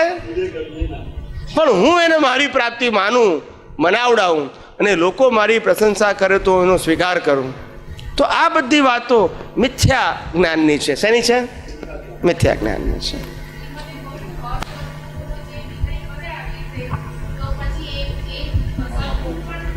અને પછી પાછળના લોકો પણ હા, એ તો બરાબર છે. એ બુડે ભવજળમાહી એમ કહે છે પાછા. એટલે એમના પાછળ પછી આપણે બી એટલા ભવ પાછા કેરી ફોરવર્ડ જ થવાના ને. એ તો છે જ ને. કારણ કે આપણી દ્રષ્ટિ જ ના બદલાઈ હોય માટે. મહાવીર ભગવાનના વખતે પાર્શ્વનાથ ભગવાનના શિષ્યો, મહાવીર ભગવાન અને પાર્શ્વનાથ ભગવાનની વચ્ચે 400 વર્ષનું અંતર છે. કંઈક 300-400 વર્ષનું જે હશે તે આપણે વર્ષ સાથે નિસ્બત નથી, પણ બહુ ટૂંકું અંતર હતું. 300-400 વર્ષનું અંતર. એ વખતના આયુષ્ય કર્મો લાંબા. ભગવાન મહાવીરની આગળ જે ગૌતમ એમની આગળ જે પાર્શ્વનાથ થઈ ગયા, એ પાર્શ્વનાથ ભગવાનના જે ગણધર કેસી સ્વામી, એ પણ તે વખતે હયાત હતા. ભગવાન નિર્વાણ થઈ ગયું, મોક્ષે ગયા. ભગવાન મોક્ષે ગયા, પણ ગણધર તો હોય ને. બધાનો દરેકનું આયુષ્ય કર્મ જે પ્રમાણે હોય પ્રમાણે થાય ને. હવે કેસી સ્વામી અને ભગવાન મહાવીરના પટ શિષ્ય ગૌતમ સ્વામી, આ બંનેનું કુદરતી મિલન થયું. કુદરતી મિલન થયું. વ્યવસ્થિત શક્તિએ કરાયું. કુદરતી કાનૂન પ્રમાણે કર્મના હિસાબથી થયું. બંનેનું મિલન થયું અને બંનેનો સાથે વાર્તાલાપ થયો. શું થયો? અને વાર્તાલાપની અંદર કેસી સ્વામી ગૌતમ સ્વામીને પ્રશ્ન પૂછે છે કે હે ગૌતમ, અમારા ભગવાને પ્રરૂપેલા જે મહાવ્રતો છે એ તો 4 છે. કેટલા છે? સત્ય, અહિંસા, અચૌર્ય અને અપરિગ્રહ. અને તમારા ભગવાન એટલે કે મહાવીર ભગવાને 5 પ્રરૂપેલા જે મહાવ્રત છે કેટલા છે? 5 છે. આવો ભેદ કેમ? પેલા તીર્થંકર ને આ તીર્થંકર, અમારે કોનું માનવું એમ? અમને પેલા આપીને ગયા છે અને અત્યારે આ હયાત છે એમને 5 કીધા. સમજાય છે મારી વાત? બંને તીર્થંકર જ છે. બંને કોણ છે? તીર્થંકર જ છે. એટલે પેલા કીધું કે 4 ને સ્વીકારવું કે 5 ને સ્વીકારવું. ત્યારે તીર્થંકરો પાસે એવી વિશિષ્ટ પ્રકારની શક્તિ હોય, એવું જ્ઞાન હોય, એવી દશા હોય એમની કે જેના આધારે આ કાળમાં શું અનુરૂપ છે એના આધારે ઉમેરો કરે. સંજોગ પ્રમાણે. કારણ કે 5 મહાવ્રત કે 4 મહાવ્રત એ સનાતન સત્ય નથી, એ વ્યવહાર સત્ય છે. એમાં ઉમેરો પણ થઈ શકે, ઘટાડો પણ થઈ શકે. સતયુગમાં પહેલા તીર્થંકરમાં એકે ના હોય, જરૂર એ નહીં. ડેવલપમેન્ટ જ નહીં તો પછી કોઈ અસત્ય બોલતું ના હોય, કોઈ ચોરી ના કરતું હોય, કોઈ પરિગ્રહ ના હોય તો એને આ જરૂર જ નહીં ને કશું. આ બ્રહ્મચર્ય ના હોય તો આ જરૂરત ક્યાંથી છે?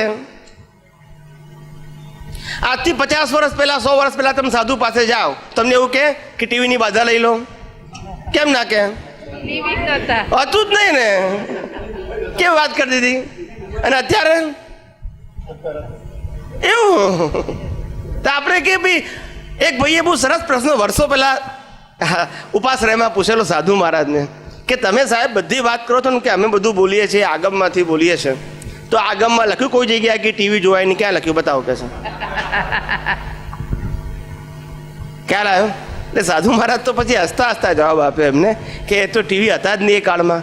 ટૂંકમાં કહેવાનો મતલબ જ્ઞાની પુરુષો અને આવા મુક્ત પુરુષો હોય એ કાળક્રમને આધારે શું વસ્તુ તમારા માટે અગત્યનું છે એને આધારે મહાવ્રત મૂકે છે. મહાવ્રત એ પોતાની નામના માટે નથી, તમારી અટકણ જે આ કાળમાં વિશેષ હોય એને મહાવ્રત તરીકે મૂકે.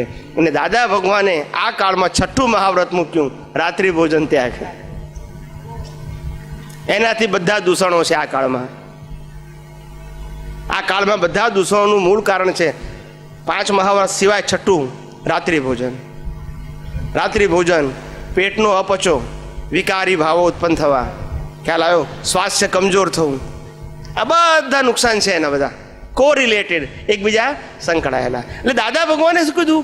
બાધા ના આપી કોઈને, ત્યાગ ના કીધું, એનું મહત્વ મૂકી દીધું. 6ઠું મહાવ્રત શું કીધું? 6ઠું મહા. હવે સમજનારા સમજશે, ના સમજાયું? એટલે પેલા કેસી સ્વામી ને ગૌતમ સ્વામી વચ્ચે સંવાદ થયો ત્યારે ગૌતમ સ્વામી આ જ કીધું કે તીર્થંકર ભગવાનને જે આ કાળમાં ઉચિત લાગ્યું કે આ કાળના જીવોને શું જરૂર છે, માટે એમને બ્રહ્મચર્ય મૂક્યું. પહેલા પરિગ્રહમાં બ્રહ્મચર્ય આવી જતું હતું. શું કીધું?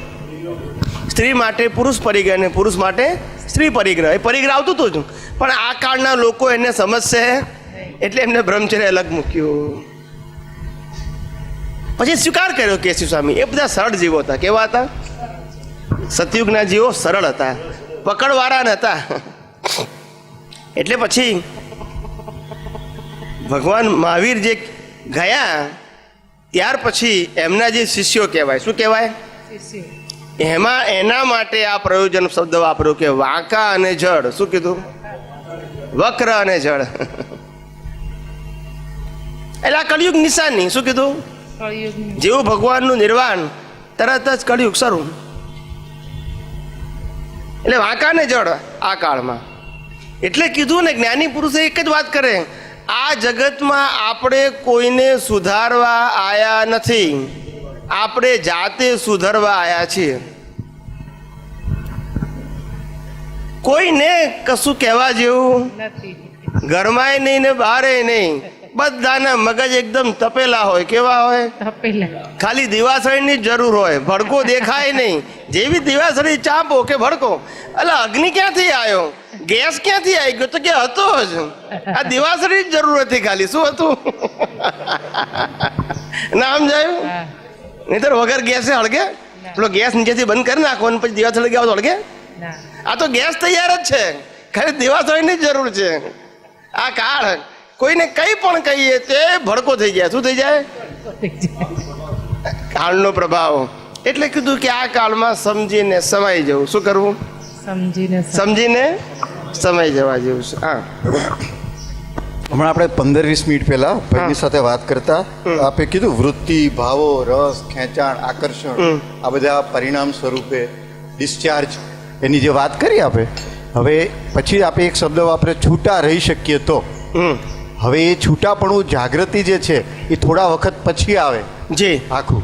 કારણ કે ઘણીવાર એવું બનતું હોય છે કે એ રસોની અંદરમાં ખેંચાણની અંદરમાં પછી થોડાક વખત પછી આવે. હવે એટ એ ટાઈમ જો છૂટા રહી શકીએ તોય હું કોણ છું એ વખતે એ ઉપર ભાન રહે તો એ યથાર્થ કહેવાય ને. ત્યાં સુધી તો હજી અભ્યાસ રૂપે ચાલુ છે ને આખું. એટલે અભ્યાસ રૂપે જ છે બધાને, મહાત્માઓને આપણને બધાને અભ્યાસ રૂપે જ છે. જ્ઞાન અભ્યાસ માટે જ છે. એમાંથી અભ્યાસમાં તમે જેટલા પાસ થાઓ એ તમને ક્રેડિટ મળે છે, અને ફેલ થાઓ તો ક્રેડિટ ના મળે, ફેરથી એક્ઝામ આપવાની પાછી. એટલે ડિસ્ચાર્જ ત્યારે જ કહેવાય કે જ્યારે પોતાનું પણ હું કોણ છું એ ભાન સહિત આ જે કે છે આગળ એટલે છૂટા જ્ઞાન ડિસ્ચાર્જ તો બધા માટે કોમન શબ્દ છે, પણ નિર્જરા શબ્દ ક્યારે વપરાય કે જ્ઞાન હાજર હોય તો. નિર્જરા શબ્દ ના વપરાય. ડિસ્ચાર્જ કહેવાય. ડિસ્ચાર્જ એટલે રિઝલ્ટ તો બધા માટે છે, જ્ઞાની અજ્ઞાની બધા માટે. પણ નિર્જરા કોને કહેવાય? જ્ઞાનપૂર્વક, બંધપૂર્વક નહીં, સંવરપૂર્વક નિર્જરા. એટલે સંવર શબ્દ એ જાગૃતિ સૂચક છે. તો આ બધું નિર્જરા કહેવાય. અને આ બંધપૂર્વકની નિર્જરા જે છે એ નવો બંધ પાડે અને જૂનું ઉકેલે. એટલે એ આખો આશ્રવપૂર્વકનો બંધ કહેવાય. સંવર માટે ખાલી જાગૃતિ જ જોઈએ કે શુદ્ધ ઉપયોગ પણ જોઈએ? એ બધું એમાં જ આવે. ઉપયોગ બધું એમાં જ આવે. બે જુદી વસ્તુ નહીં ના, એ બધું કો રિલેટેડ છે બધું. કારણ કે જાગૃતિ કો, ઉપયોગ કો, પુરુષાર્થ શબ્દ કો. કારણ કે શુદ્ધ ઉપયોગમાં અકર્તા પદની દ્રષ્ટિ એ ફરજિયાત છે, જ્યારે જાગૃતિ એ ખાલી હું શુદ્ધાત્મા છું એનું ભાન સ્વરૂપે જરૂરી છે. સો બેમાં ઘણો બધો ભેદ પડી જાય છે. ના, એટલે સમજાવું. આપણી જે જાગૃતિ છે એ જાગૃતિ બે પ્રકારની છે. એક નિશ્ચય સ્વરૂપની જાગૃતિ છે. શું કીધું? નિશ્ચય સ્વરૂપની જાગૃતિ. એટલે આપણે જેને આપણે કહીએ કે જ્ઞાન સ્વરૂપની જાગૃતિ છે, અને એક દર્શન સ્વરૂપની જાગૃતિ છે. દર્શન સ્વરૂપની જાગૃતિ છે એમાં અત્યારે વધારે ફોકસ આપવો પડે, જેને આપણે સૈદ્ધાંતિક જ્ઞાન કહીએ છીએ. અને એક જ્ઞાન સ્વરૂપની જાગૃતિ છે ત્યાં નિશ્ચય છે ખાલી હું કોણ છું. ગમે તેવી અવસ્થા આવે પણ અંદર શું થવું જોઈએ? હું કોણ છું એટ અ ટાઈમ. ગઈકાલે એક ભાઈનો ફોન આવ્યો સાંજે રાજકોટથી, ઉંમર 65-70 વર્ષના હશે. મને કે સાહેબ બહુ ડિપ્રેશન થઈ જાય છે, વિચારો નેગેટિવ આવે છે, ઘરમાં ઝઘડો થઈ જાય છે, આવું બધું થઈ જાય છે, ન બોલવાનું બોલાઈ જાય છે બધું. તો આમ અને ખબર પડતી નથી કે શું કરવું શું નહીં, સૂચતું નથી કશું એમ. તો શું કરવું એમ કહે છે. કહું આપણે શું કરવું? પહેલી વસ્તુ એ કે આ બધું જે થાય છે એ કોણે થાય છે એ પેલા જાણો. શુદ્ધાત્માને થાય છે કે પ્રકૃતિને થાય છે? તો કે પ્રકૃતિને. તો પહેલી વસ્તુ કે આ આખો ભાગ પ્રકૃતિનો છે ને પ્રકૃતિનો ભાગ એ કુદરતી સત્તાને આધીન છે. બીજી વસ્તુ, હવે આ જે પ્રકૃતિ જે કુદરતી સત્તાને આધીન જે ચાલી રહી છે એમાં હું કોણ છું? તો કે શુદ્ધ આત્મા. એટલે પહેલાં હું કોણ છું એ નક્કી કરો એટલે છૂટા પડો. અને બીજું આ જે બની રહ્યું છે એનો સ્વતંત્ર હું કરતા નથી. નૈમિતિક કરતા છું પણ સ્વતંત્ર કરતા તો કુદરત છે. અત્યારે કોણ છે?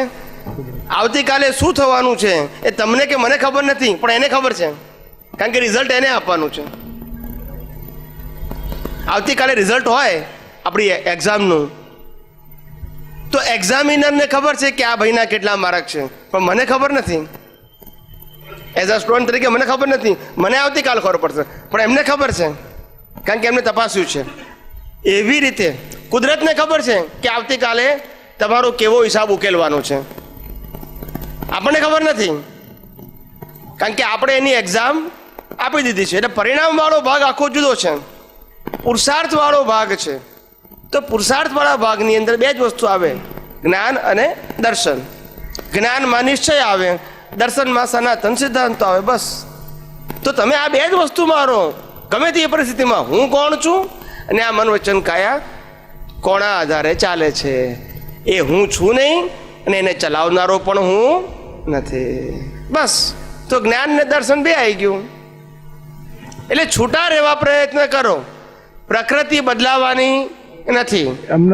એમાં એક ત્રીજો ભાગ જે સમજમાં આવે છે એ પ્રમાણે કે ભાઈ એક વાત બરાબર છે કે આ બે એકચ્યુઅલી આ બંને વાત નિશ્ચયની જ થઈ કે હું કોણ છું અને આ જગત સૈદ્ધાંતિક રીતે કેવી રીતે ચાલે છે. હવે રિયાલિટી એ છે કે શુદ્ધિ જે કરવાની છે વ્યવહાર નહીં કરવાની છે. કારણ કે વ્યવહારમાં જ્યારે કંઈ પણ બને છે ત્યારે જે આવરણીય કર્મો છે એની અંદરથી એટલી બધી સંકલ્પ વિકલ્પોની માયાજાળ આવ્યા કરે છે. હા, પણ તેના માટે કીધું ને, દર્શન કોના માટે કીધું? હા, પણ હવે એ બધાનો મારે ક્ષય નહીં કરવો પડે. હા, એટલે દર્શનનો ઉપયોગ ક્યાં કરવાનો ને? સનાતન સિદ્ધાંતનો ઉપયોગ ક્યાં કરવાનો? હા, ઉપયોગ તો આખો પણ વ્યવહારમાં.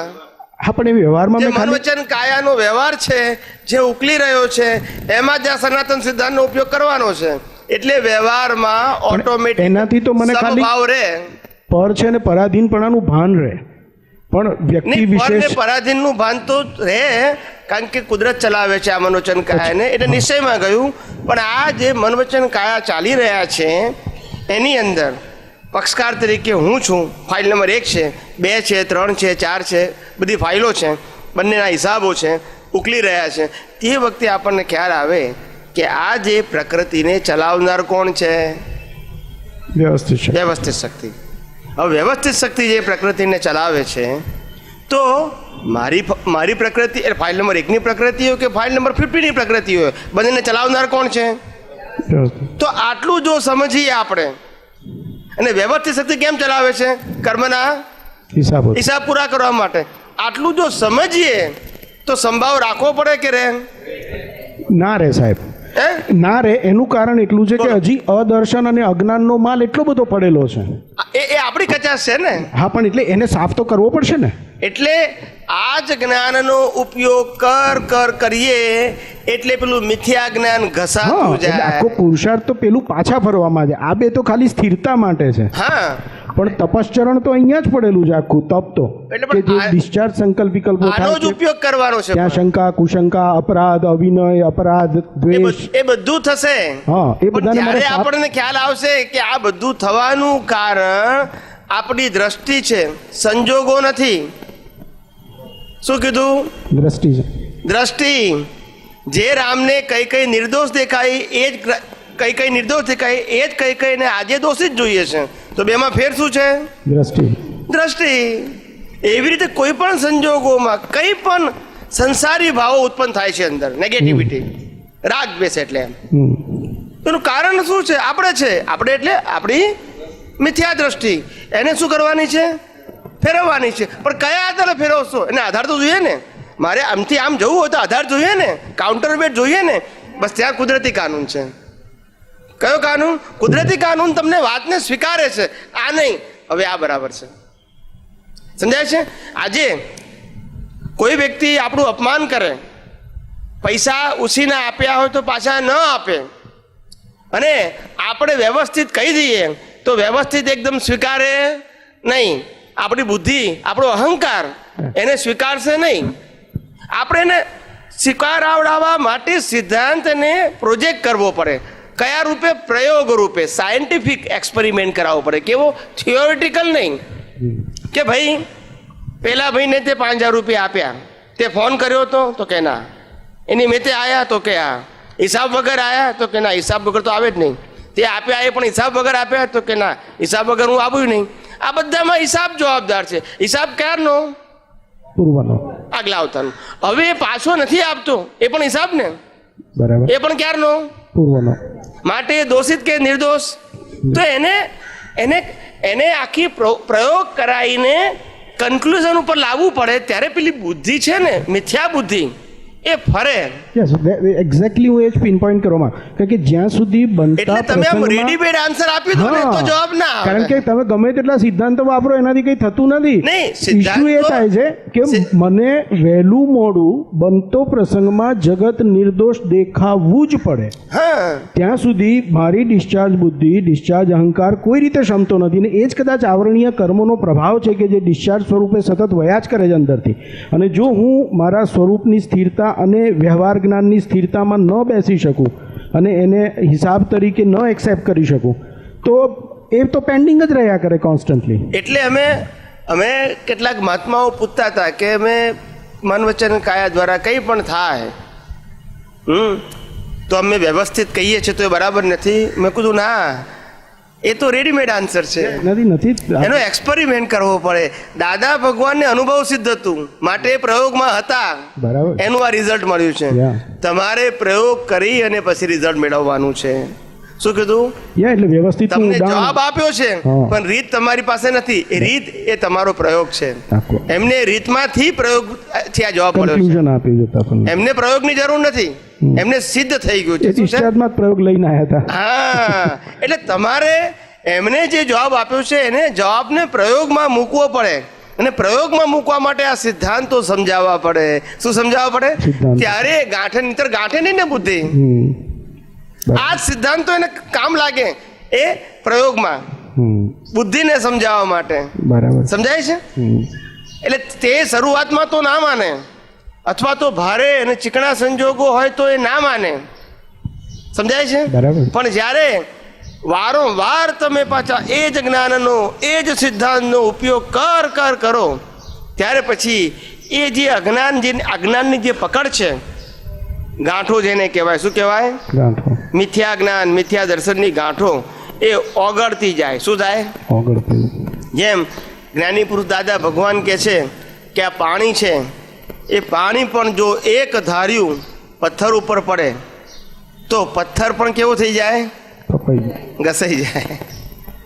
એમ જ્ઞાનની ધારા એક ધારી મિથ્યા જ્ઞાન ને મિથ્યા દર્શન ઉપર પડે તો એ બધું ધીમે ધીમે ઘસાઈ જાય.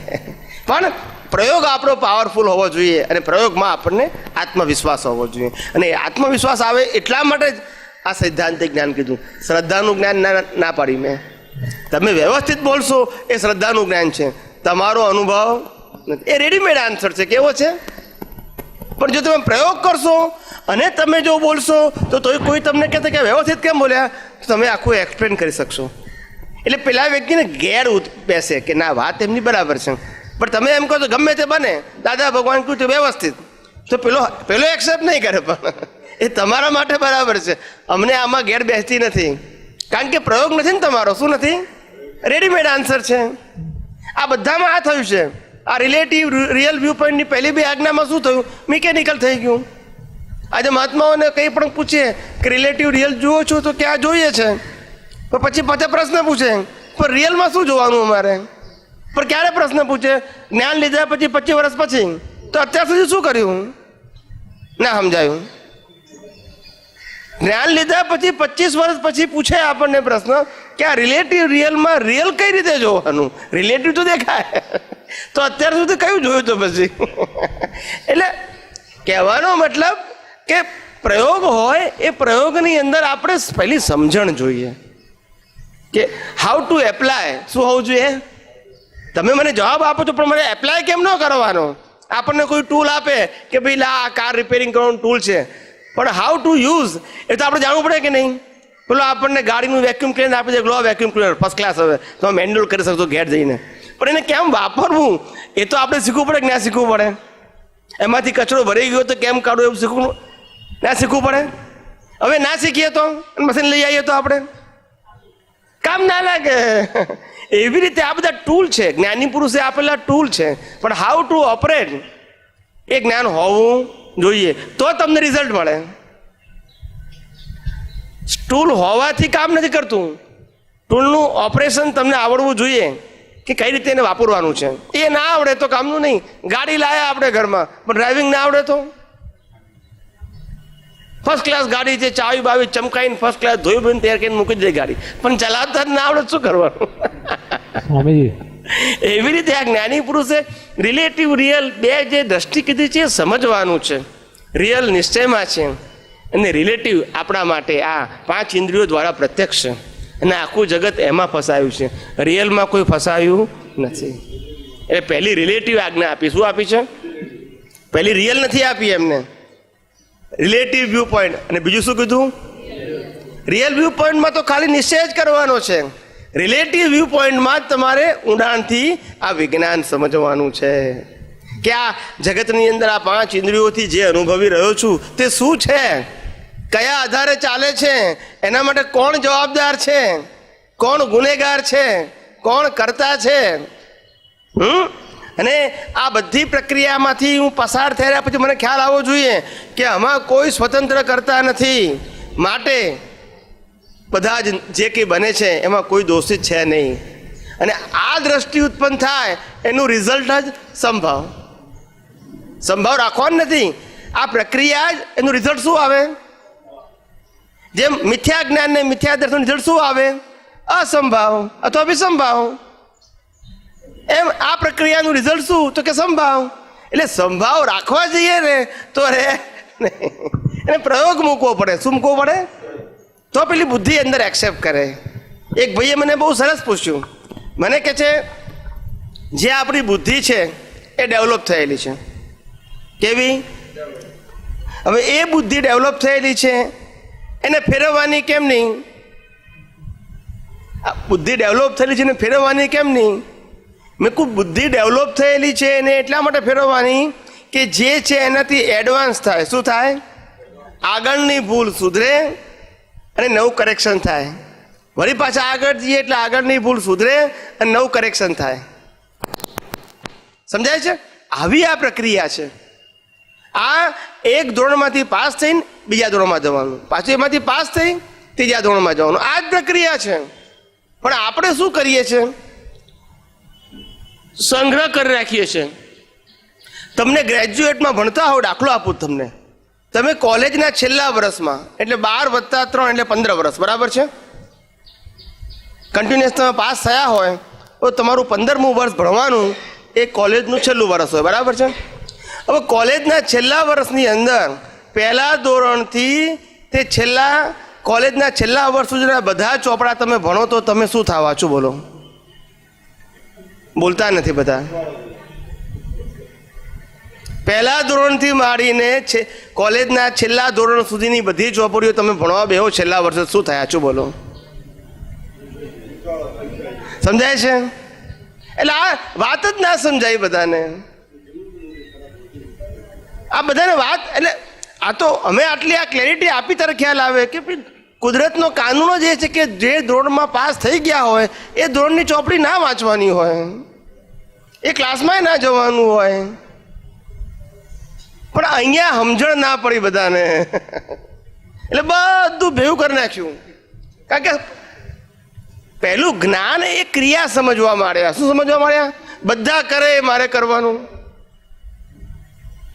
જ્ઞાન એ દ્રષ્ટિ છે એ સમજાવવું જોઈએ ને પહેલા. અને દ્રષ્ટિ બધાની કેવી હોય? અલગ અલગ હોય.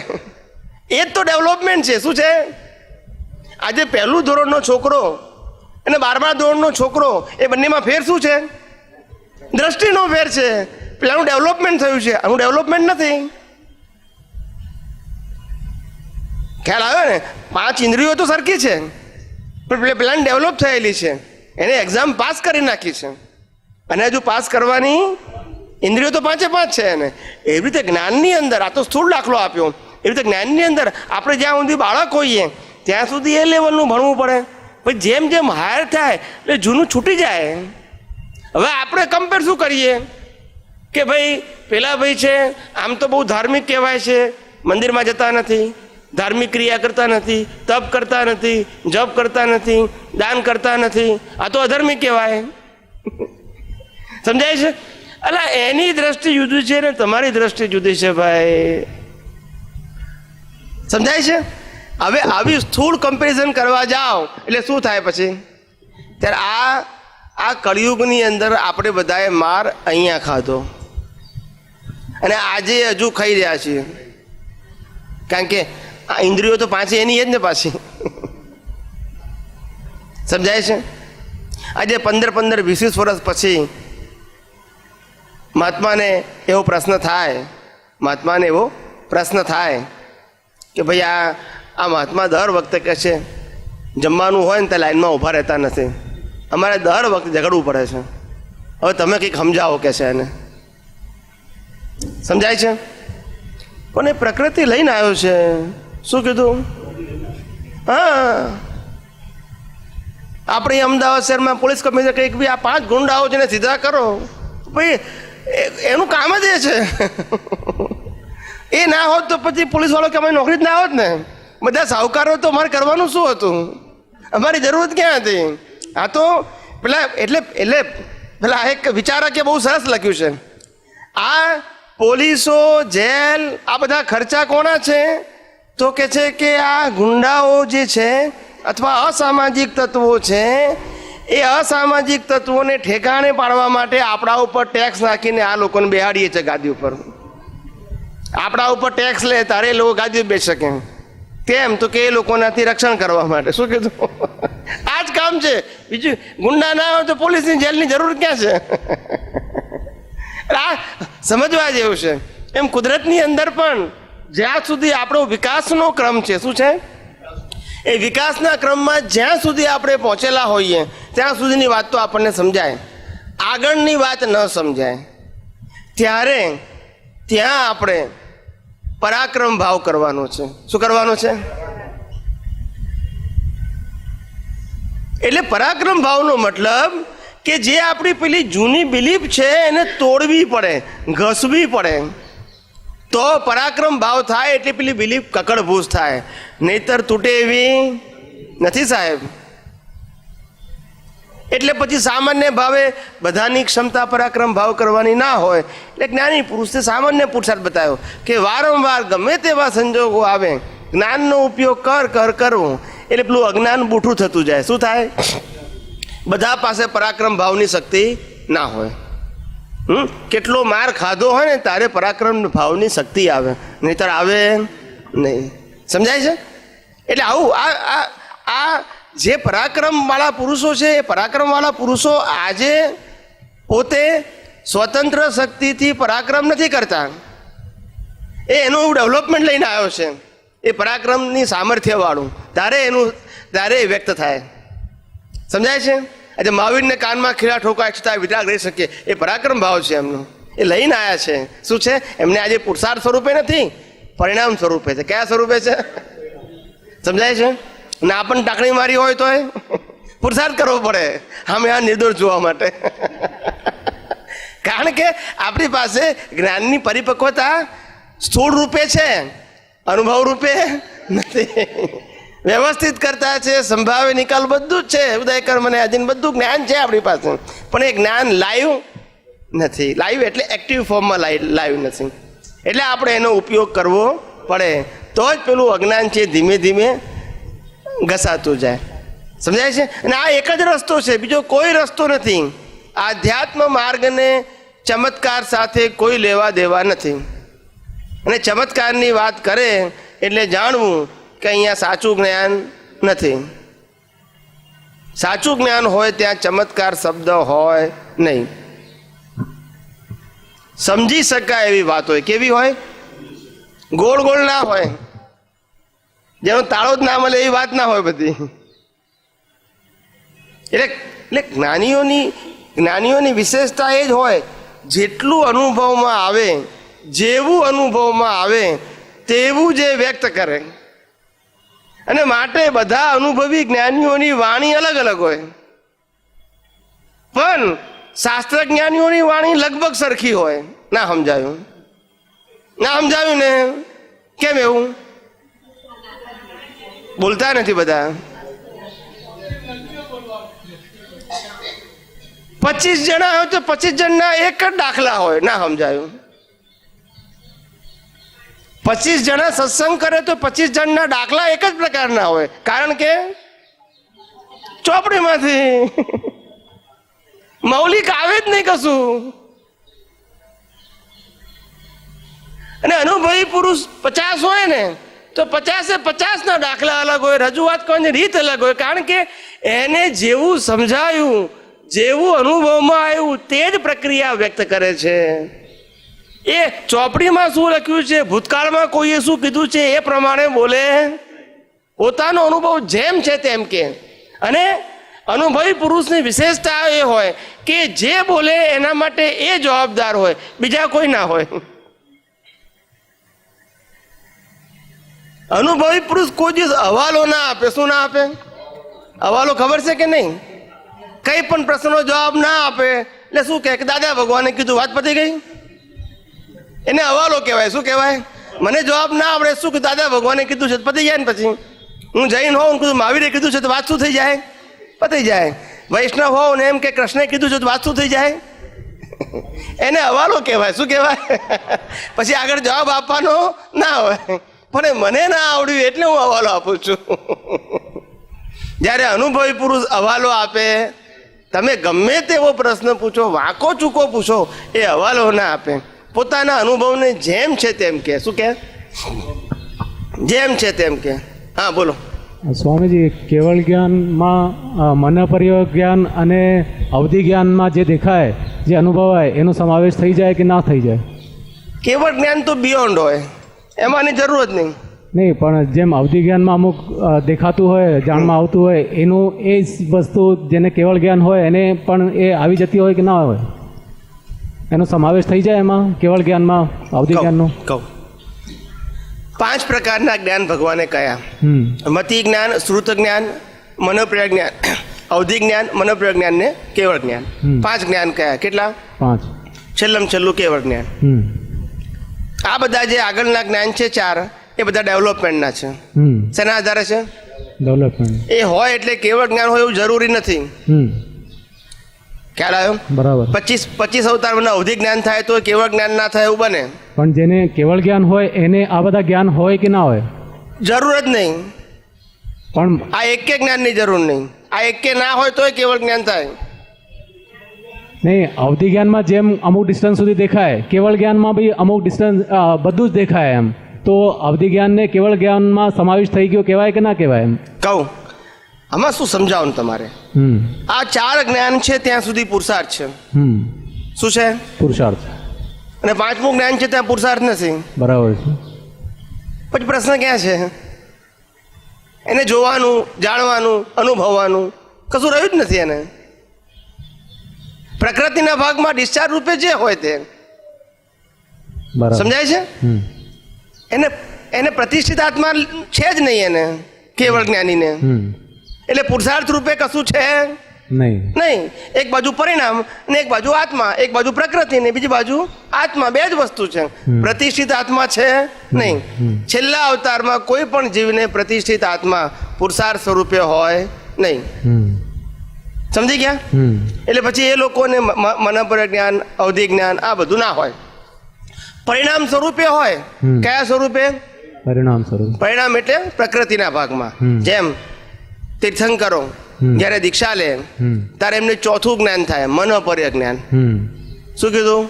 મનોપર્ય જ્ઞાન. મનોપર્ય જ્ઞાન થાય. પણ એ આ 4 જ્ઞાન જે છે એ 4 મતિ જ્ઞાન, શ્રુત જ્ઞાન, અવધિ જ્ઞાન, મનોપર્ય જ્ઞાન, આ 4 જ્ઞાનો પ્રાકૃતિક જ્ઞાન છે. પ્રાકૃતિક કેવા છે? પ્રાકૃતિક. પ્રકૃતિમાં ઉત્પન્ન થનારા જ્ઞાન છે. કેવળ જ્ઞાન એ પ્રકૃતિમાં ઉત્પન્ન થતું નથી. બરાબર છે. સમજાય છે?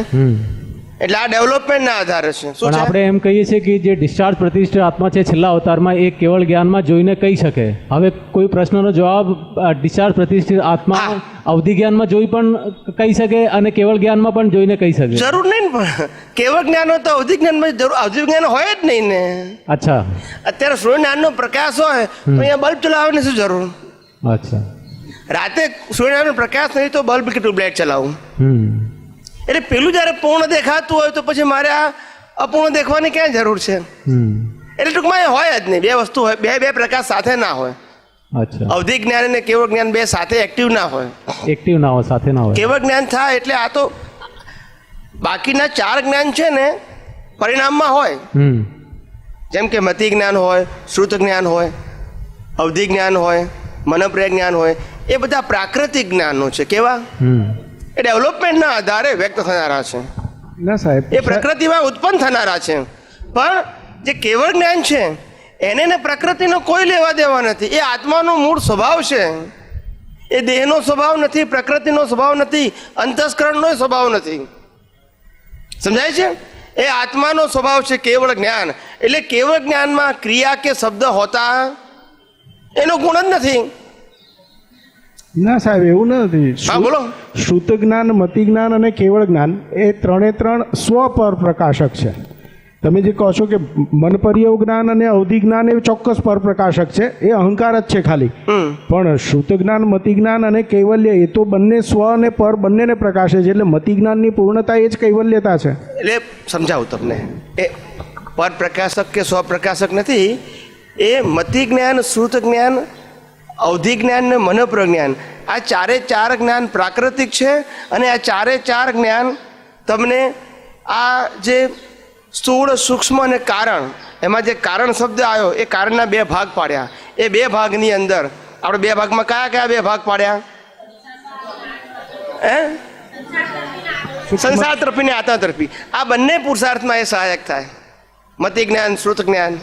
સમજાય છે? એ બે બરાબર છે, પણ એટલે પેલા બેનો કોઈ રોલ નહીં. બધું પ્રાકૃતિક જન્ય જ છે બધું. આ બધાની સમાપ્તિ, એનું નામ જ કેવળ જ્ઞાન. આ ચારે ચારની સમાપ્તિ. શું કીધું? And no requirement at all. પ્રકૃતિમાં હોઈ શકે, એની સાથે એને આત્માને કોઈ લેવા દે, અનાઉદયમાં હોઈ શકે. જેમ ભગવાન દીક્ષા લે ત્યારે એને મનોપ્રજ્ઞાન થયું, પણ સ્પષ્ટ વેદન તો છે જ એમને, માતાના ગર્ભમાંથી છે. પણ ઉત્પન્ન થયું મીન્સ ઇટ્સ અ રિઝલ્ટ. શાસ્ત્રો તો એવું કહે છે કે તીર્થંકરના જન્મ વખતે એમને સમ્યક દર્શન જ હોય, સ્પષ્ટ વેદન ના હોય. કોઈ પણ તીર્થંકરને જન્મ હોય ત્યારે મન પર એટલે શ્રુત જ્ઞાન, મતિ જ્ઞાન અને સમ્યક દર્શન સાથે જ એમનો જન્મ થાય. ના, મતિ, શ્રુત ને અવધિ, આ ત્રણેય જ્ઞાન સાથે હોય એમને.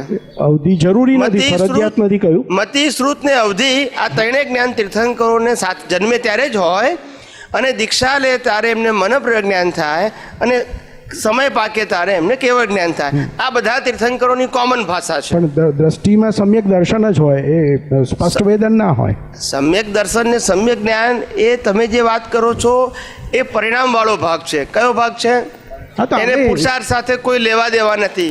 એટલે પરિણામ વાળા ભાગની અંદર જેમ ભગવાન જન્મ કરે, જન્મ થાય, પછી ભણવા જાય, પછી રમવા જાય, પછી લગ્ન કરે, પછી એમને બાળકો થાય, આ બધું પ્રાકૃતિક વસ્તુ છે. કેવી છે?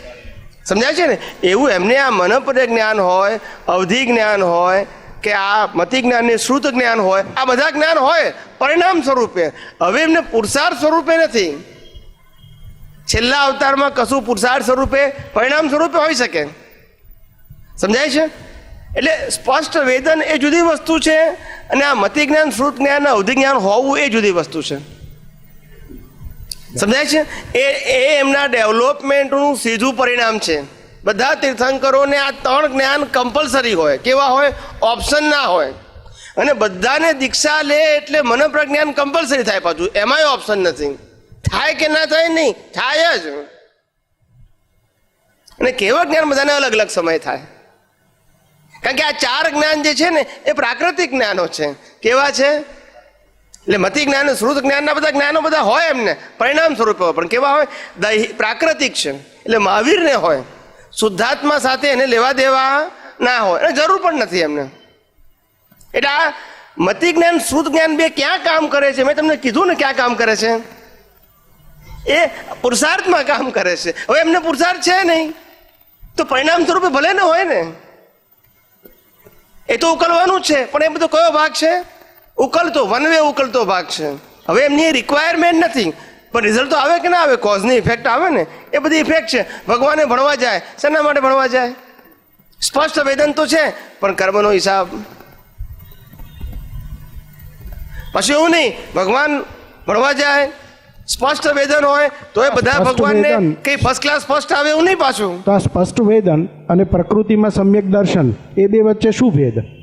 સ્પષ્ટ વેદન ને બીજું શું ભલે? એટલે એવું કે શાસ્ત્રમાં એવું લખેલું છે કે ભાઈ તીર્થંકરોને જન્મથી સમ્યક દર્શન હોય. તો તમે આપે કહ્યું કે પ્રકૃતિમાં સમ્યક દર્શન હોય અને આમ સ્પષ્ટ વેદન, ડિસ્ચાર્જમાં સમ્યક દર્શન ને સમ્યક જ્ઞાન તો કોમન શબ્દ છે. સમ્યક દર્શન ને સમ્યક જ્ઞાન તો એટલે ચોથા ગુંઠાણે ઉતરીને આવે એમ કહેવા માંગે છે વ્યવહારથી. એટલે એ તો બિગિનિંગમાં જ હોય. કારણ કે આપણે જેમ કહીએ કે આગલા ભાવમાં ગમે તે ડેવલપ થયેલો હોય, પણ નેક્સ્ટ ભાવમાં જન્મે તો પાછો મિથ્યાત્વમાં જ હોય જીવ. સેમ વે જે તીર્થંકરોનો જે લાસ્ટ બર્થ હોય તો કે એ ચોથા ગુંઠાણે હોય, એમનો જન્મ થાય ત્યારે સમ્યક દર્શન સહિત થાય. એટલે અને આપ કહો છો કે સ્પષ્ટ વેદન ના, થાય. એ લોકોને ચોથું ગુંઠાણું ના હોય. એ તો એ લોકોને સ્પષ્ટ વેદન હોય. સ્પષ્ટ વેદન હોય એટલે એ લોકોનું 13મું ગુંઠાણું, 12મું ગુંઠાણું જ હોય એ લોકોને જન્મતાની સાથે જ. 13મું તો જ્યારે કેવળ જ્ઞાન થાય ત્યારે. પણ એ 12મું હોય એટલે 12માંથી નીચે ના જાય કોઈ દિવસ, કોઈ નીચે ના જાય. આ વિકાસના ક્રમમાં 11મા સુધી ચડવાની પડવાની પ્રક્રિયા ખરી. 4થા થી 11મા સુધી અપ્સ એન્ડ ડાઉન થઈ શકે. 12મા પછી કોઈ ના પડે ને બધાને 12મું જોઈએ. માતાના ગર્ભમાંથી જ 12મું હોય બધાને, 12મું જ કહેવાય એમને. ને સ્પષ્ટ વેદન હોય. શું હોય? સ્પષ્ટ વેદન હોય. ને મતિ શ્રુત ને અવધિ જ્ઞાન એ તો રિઝલ્ટ રૂપે હોય. એ એમનું પ્રાકૃતિક ડેવલપમેન્ટ હોય. કેવું હોય? પ્રાકૃતિક ડેવલપમેન્ટ. પેલું અનુભવ સ્પષ્ટ વેદન જુદું છે અને આ પ્રાકૃતિક ડેવલપમેન્ટ જુદું છે. પ્રાકૃતિક ડેવલપમેન્ટ આ ઉદય કર્મમાં કામ કરે. જેમ અમુક પ્રકારના તીર્થંકરોની અમુક પ્રકારની ચેષ્ટા હોય, અમુક પ્રકારના તીર્થંકરની અમુક પ્રકારની ચેષ્ટા હોય. સમજાય છે? એ બધું પ્રાકૃતિક કહેવાય. શું કહેવાય? એને આત્મજ્ઞાન સાથે કેવળ જ્ઞાન સાથે લેવા દેવા નથી. અંદર સ્પષ્ટ વેદન હોય, છૂટાપણું હોય એમને. એને અભિમાન અહંકાર એવું બહાર દેખાય કદાચ એની પ્રકૃતિમાં, પણ અંદર હોય નહીં. જેમ ભગવાન મહાવીર હતા તો ભગવાન મહાવીર રમત રમતા હતા તો મોટો સાપ આવ્યો તો બધા ભાગી ગયા. છોકરાઓ નાના હતા એટલે એમને સાપ પકડીને દૂર ફેંકી દીધો. તો આપણને લાગે કે આ તો કેવા અહંકારી છે. પણ ભગવાનને એવું ના હોય ને. એમનો ઉદય કેવો હોય કે આ ભય સંજ્ઞા છે તો આ ભય સંજ્ઞાથી હું બચાવું. એને સાપ માટે વેર ના હોય, છોકરાઓમાં ભય સંજ્ઞા કાઢવા માટે હોય. તે ઉદય કર્મને આધીન હોય. પાછું કેવું હોય? એ કરતા ના હોય પાછા મારે આ છોકરાને બચાવવા છે એવું ના હોય. પરિણામ સ્વરૂપે હોય તો જ આ સંજોગ એમને આવે. જેમ ભગવાન મહાવીરે પેલા ચંડકોશિક નાગ કરડ્યો એમને, અને ભગવાને કીધું બુજ બુજ એવું કીધું એમને. ખ્યાલ આવ્યો? તો આપણને શું લાગે કે ભગવાને ચંડકોશિક નાગને બુજાયો. હવે ભગવાન જો બુજાવનારા હોય તો પછી ગોસાલકને કેમ ના બુજાયો? બોલતા નથી. હવે એ બુજાવનારા નથી, એ તો નિમિત્ત છે. શું છે? એ બુજાવનારા હોય તો પછી એમની વાઈફને ના બુજાવી નાખે? પણ એવું બની શકે? આ નૈમિતિક પ્રાકૃતિક છે. જેના નિમિત્તે જે થવાનું હોય તે થાય. એના એ સ્વતંત્ર કરતા હોય નહીં. એટલે આ બધું સમજવાનું છે. વિજ્ઞાન જો સમજો તો આ આખો આધ્યાત્મ માર્ગ એટલો સહજ અને સરળ છે. જે જ્ઞાની પુરુષ કીધું છે ને, ખીચડી કરતાં પણ સહેલો, તે વાત 100% સાચી છે. અગ્રી નથી? તમે કહો છો કે સ્પષ્ટ અનુભૂતિ.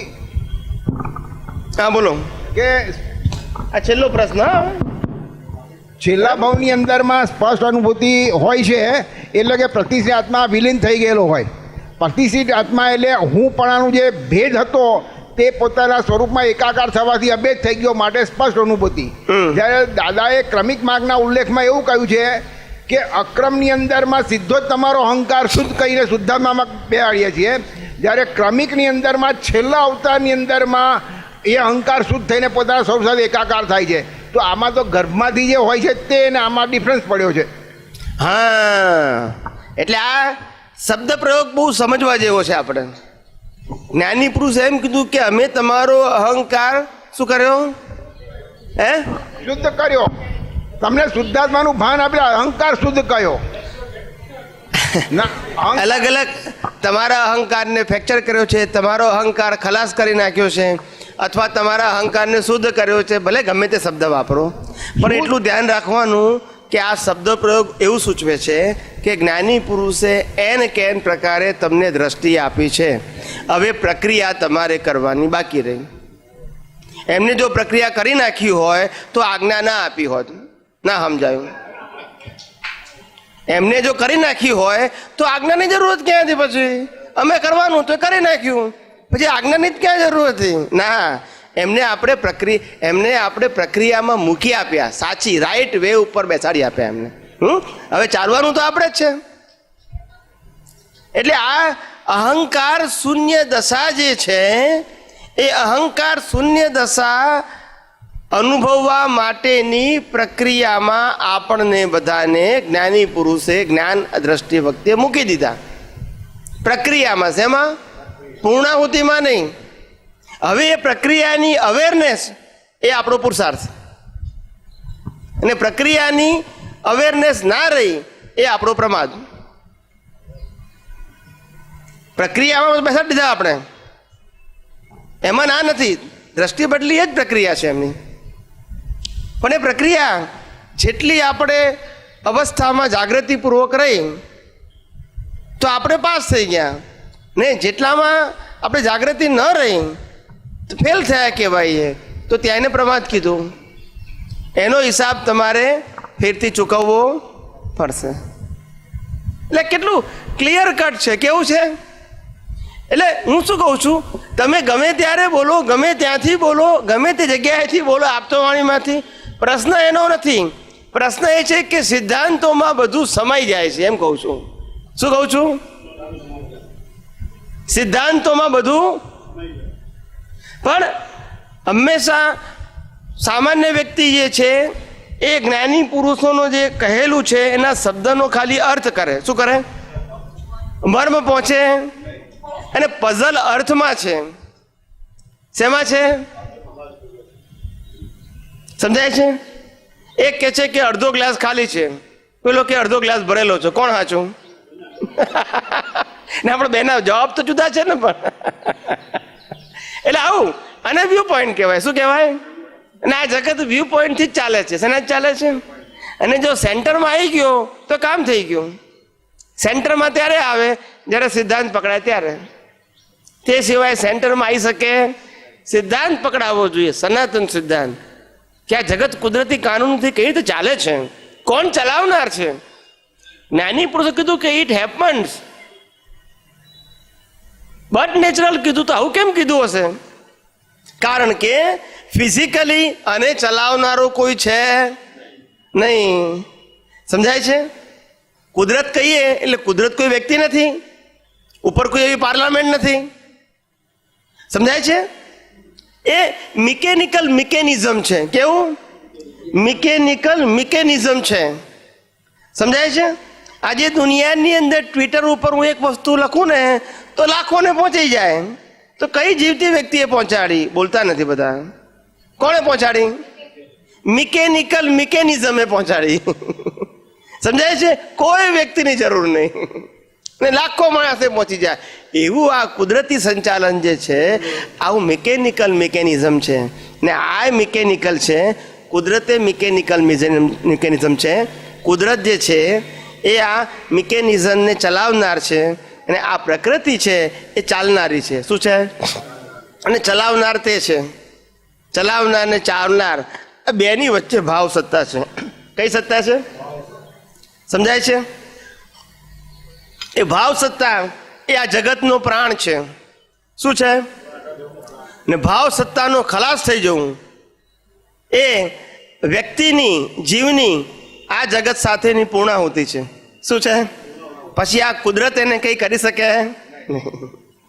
ભાવ એ પ્રાણ છે. ભાવ છે તો જ ભાવ છે. ભાવ નથી તો ભાવ નથી. તો કુદરત પણ એના માટે નથી. સમજાય છે ને? કુદરત છે પણ એના માટે, તમારો ભાવ છે તો તમારા માટે કુદરત છે, પણ ભાવ નથી તો કુદરત પણ. એટલે જે જીવ નિર્વાણ પામે કે તરત જ મોક્ષે, એને કુદરત કંઈ કરી શકે નહીં. રિલેટિવ શક્તિ પાવરફુલ છે. દાદા ભગવાને શું કીધું? જેમ રિયલ શક્તિ આત્માનંદ શક્તિ વાળી છે ને, એમ રિલેટિવ શક્તિ પણ અનંત શક્તિ વાળી છે. પણ એ ક્યારે? તમારા ભાવ હોય. ભાવ ના હોય તો અનંત શક્તિ તમને કંઈ ના કરે, કારણ કે એ અનંત શક્તિ એ મિકેનિકલ છે અને આત્મા એ ચેતન શક્તિ છે. ચેતન શક્તિને મિકેનિકલ શક્તિ કશું કરી શકતી, પણ ચેતનની સાથે ભાવ જોડાય ત્યારે આ મિકેનિઝમ કામ થયું કહેવાય. અને ત્યારે મિકેનિઝમ એ મિકેનિકલ શક્તિ દ્વારા રિઝલ્ટ મળે છે. સમજાય છે? આ તો બહુ ઝીણી વાત કરું છું, તમને જેટલી સમજાય એટલી સાચી. પાવર હંમેશા ન્યુટ્રલ હોય. કેવો હોય? ન્યુટ્રલ કો, વિતરાગ કો, નિષ્પક્ષપાતી કો, એ પાવર હોય. કેવો હોય? પણ એ પાવર એસીમાં જાય તો ગરમ પવન આપે, ને હીટરમાં જાય તો બોલો એસીમાં ઠંડો પવન, ને હીટરમાં સીવાના સંચામાં જાય તો સાંધવાનું કામ કરે, અને કરવતીમાં જાય તો. પણ પાવર એવો ખરો? મિકેનિઝમ જે છે એ મિકેનિઝમ અને પેલું મિકેનિકલ, ને કુદરત મિકેનિકલ છે. શું છે? એ મિકેનિકલ અને આપણા ભાવો એ મિકેનિઝમ છે. એટલે પેલું કુદરતનો પાવર એ આપણને આ મિકેનિકલ કાર્ય કરવામાં સહાયક થાય છે. આપણા ભાવ રાગદ્વેષના ભાવો છે એને રિઝલ્ટમાં લાવવામાં સહાયક થાય છે. એ તો પાવર છે, એ ન્યુટ્રલ છે. કેવું છે? પાવર બે પ્રકારના નથી, એક જ પ્રકારનો છે. ખિસ્સું કાપે એની અંદર જે પાવર છે એ જ પાવર, જેનું ખિસ્સું કપાય છે એમાં એ જ પાવર છે. બે અલગ અલગ પ્રકારના પાવર નથી, બંનેનું મિકેનિઝમ જુદું છે. એકનું કાપવાનું છે ને એકનું કપાવડાવવાનું. મિકેનિઝમ જુદું, પાવર એક જ છે, પાવર બે નથી. એવી રીતે આત્મા જે છે એ ચૈતન્ય પાવર છે. એ કર્મો ચાર્જ કરવામાં સહાયક છે. શેમાં છે? આત્મા ના હોય તો કર્મ ચાર્જ કેમ ના થાય? એ ચાર્જ છે ત્યારે કુદરત એનું રિઝલ્ટ આપે છે ડિસ્ચાર્જના ફોર્મમાં, મિકેનિઝમ. એટલે આ આખી આ મિકેનિકલ શક્તિ છે એને જ્ઞાની પુરુષે કીધું બટ નેચરલ. શું કીધું? બીજી ભાષામાં કીધું સાયન્ટિફિક સર્કમસ્ટાન્શિયલ એવિડન્સ. આ વૈજ્ઞાનિક સંયોગિક પુરાવાઓ છે. એ મેન મેડ નથી, નેચર મેડ છે. શું કીધું? આ જગત નેચર મેડથી ચાલે છે, મેન મેડ નહીં.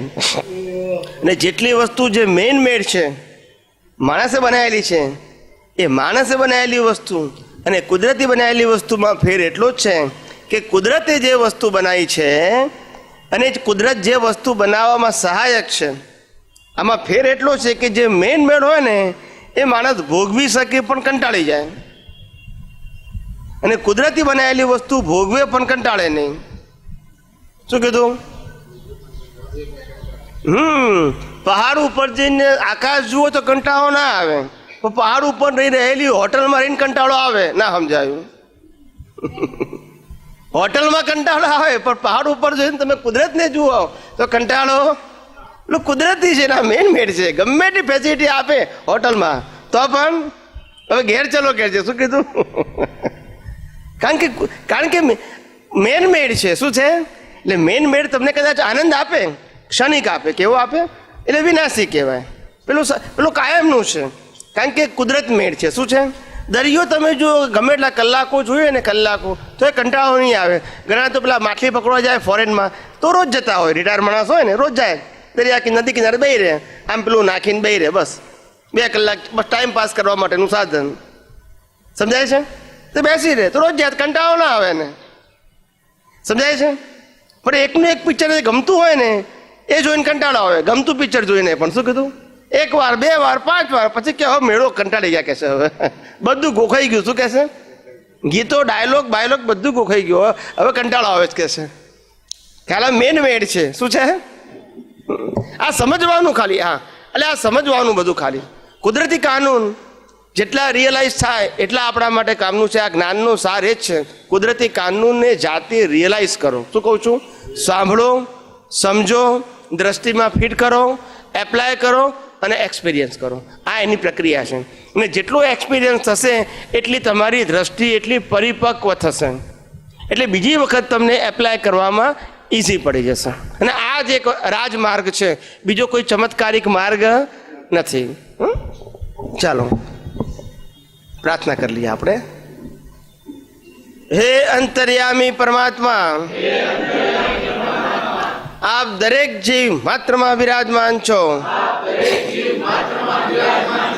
તેમજ મારામાં પણ બિરાજેલા છો. આપનું સ્વરૂપ તે જ મારું સ્વરૂપ છે. મારું સ્વરૂપ શુદ્ધાત્મા છે. હે શુદ્ધાત્મા ભગવાન, હું આપને અભેદ ભાવે અત્યંત ભક્તિપૂર્વક નમસ્કાર કરું છું. અજ્ઞાનતાએ કરીને, અજાગૃતિએ કરીને મારાથી જે કંઈ પણ દોષો થયા છે અને થાય છે તે સર્વ દોષોને આપની સમક્ષ જાહેર કરું છું. તેનો હૃદયપૂર્વક ખૂબ પસ્તાવો કરું છું અને આપની પાસે ક્ષમા પ્રાર્થું છું. હે પ્રભુ, મને ક્ષમા કરો, ક્ષમા કરો, ક્ષમા કરો.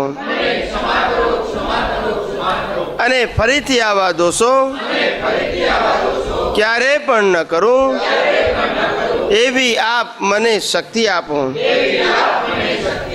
હે શુદ્ધાત્મા ભગવાન, આપ એવી કૃપા કરો કે અમને ભેદભાવ છૂટી જાય અને અભેદ સ્વરૂપ પ્રાપ્ત થાય. અમે તમારામાં અભેદ સ્વરૂપે તન્મયાકાર રહીએ. જય સચ્ચિદાનંદ, જય સચ્ચિદાનંદ, જય સચ્ચિદાનંદ.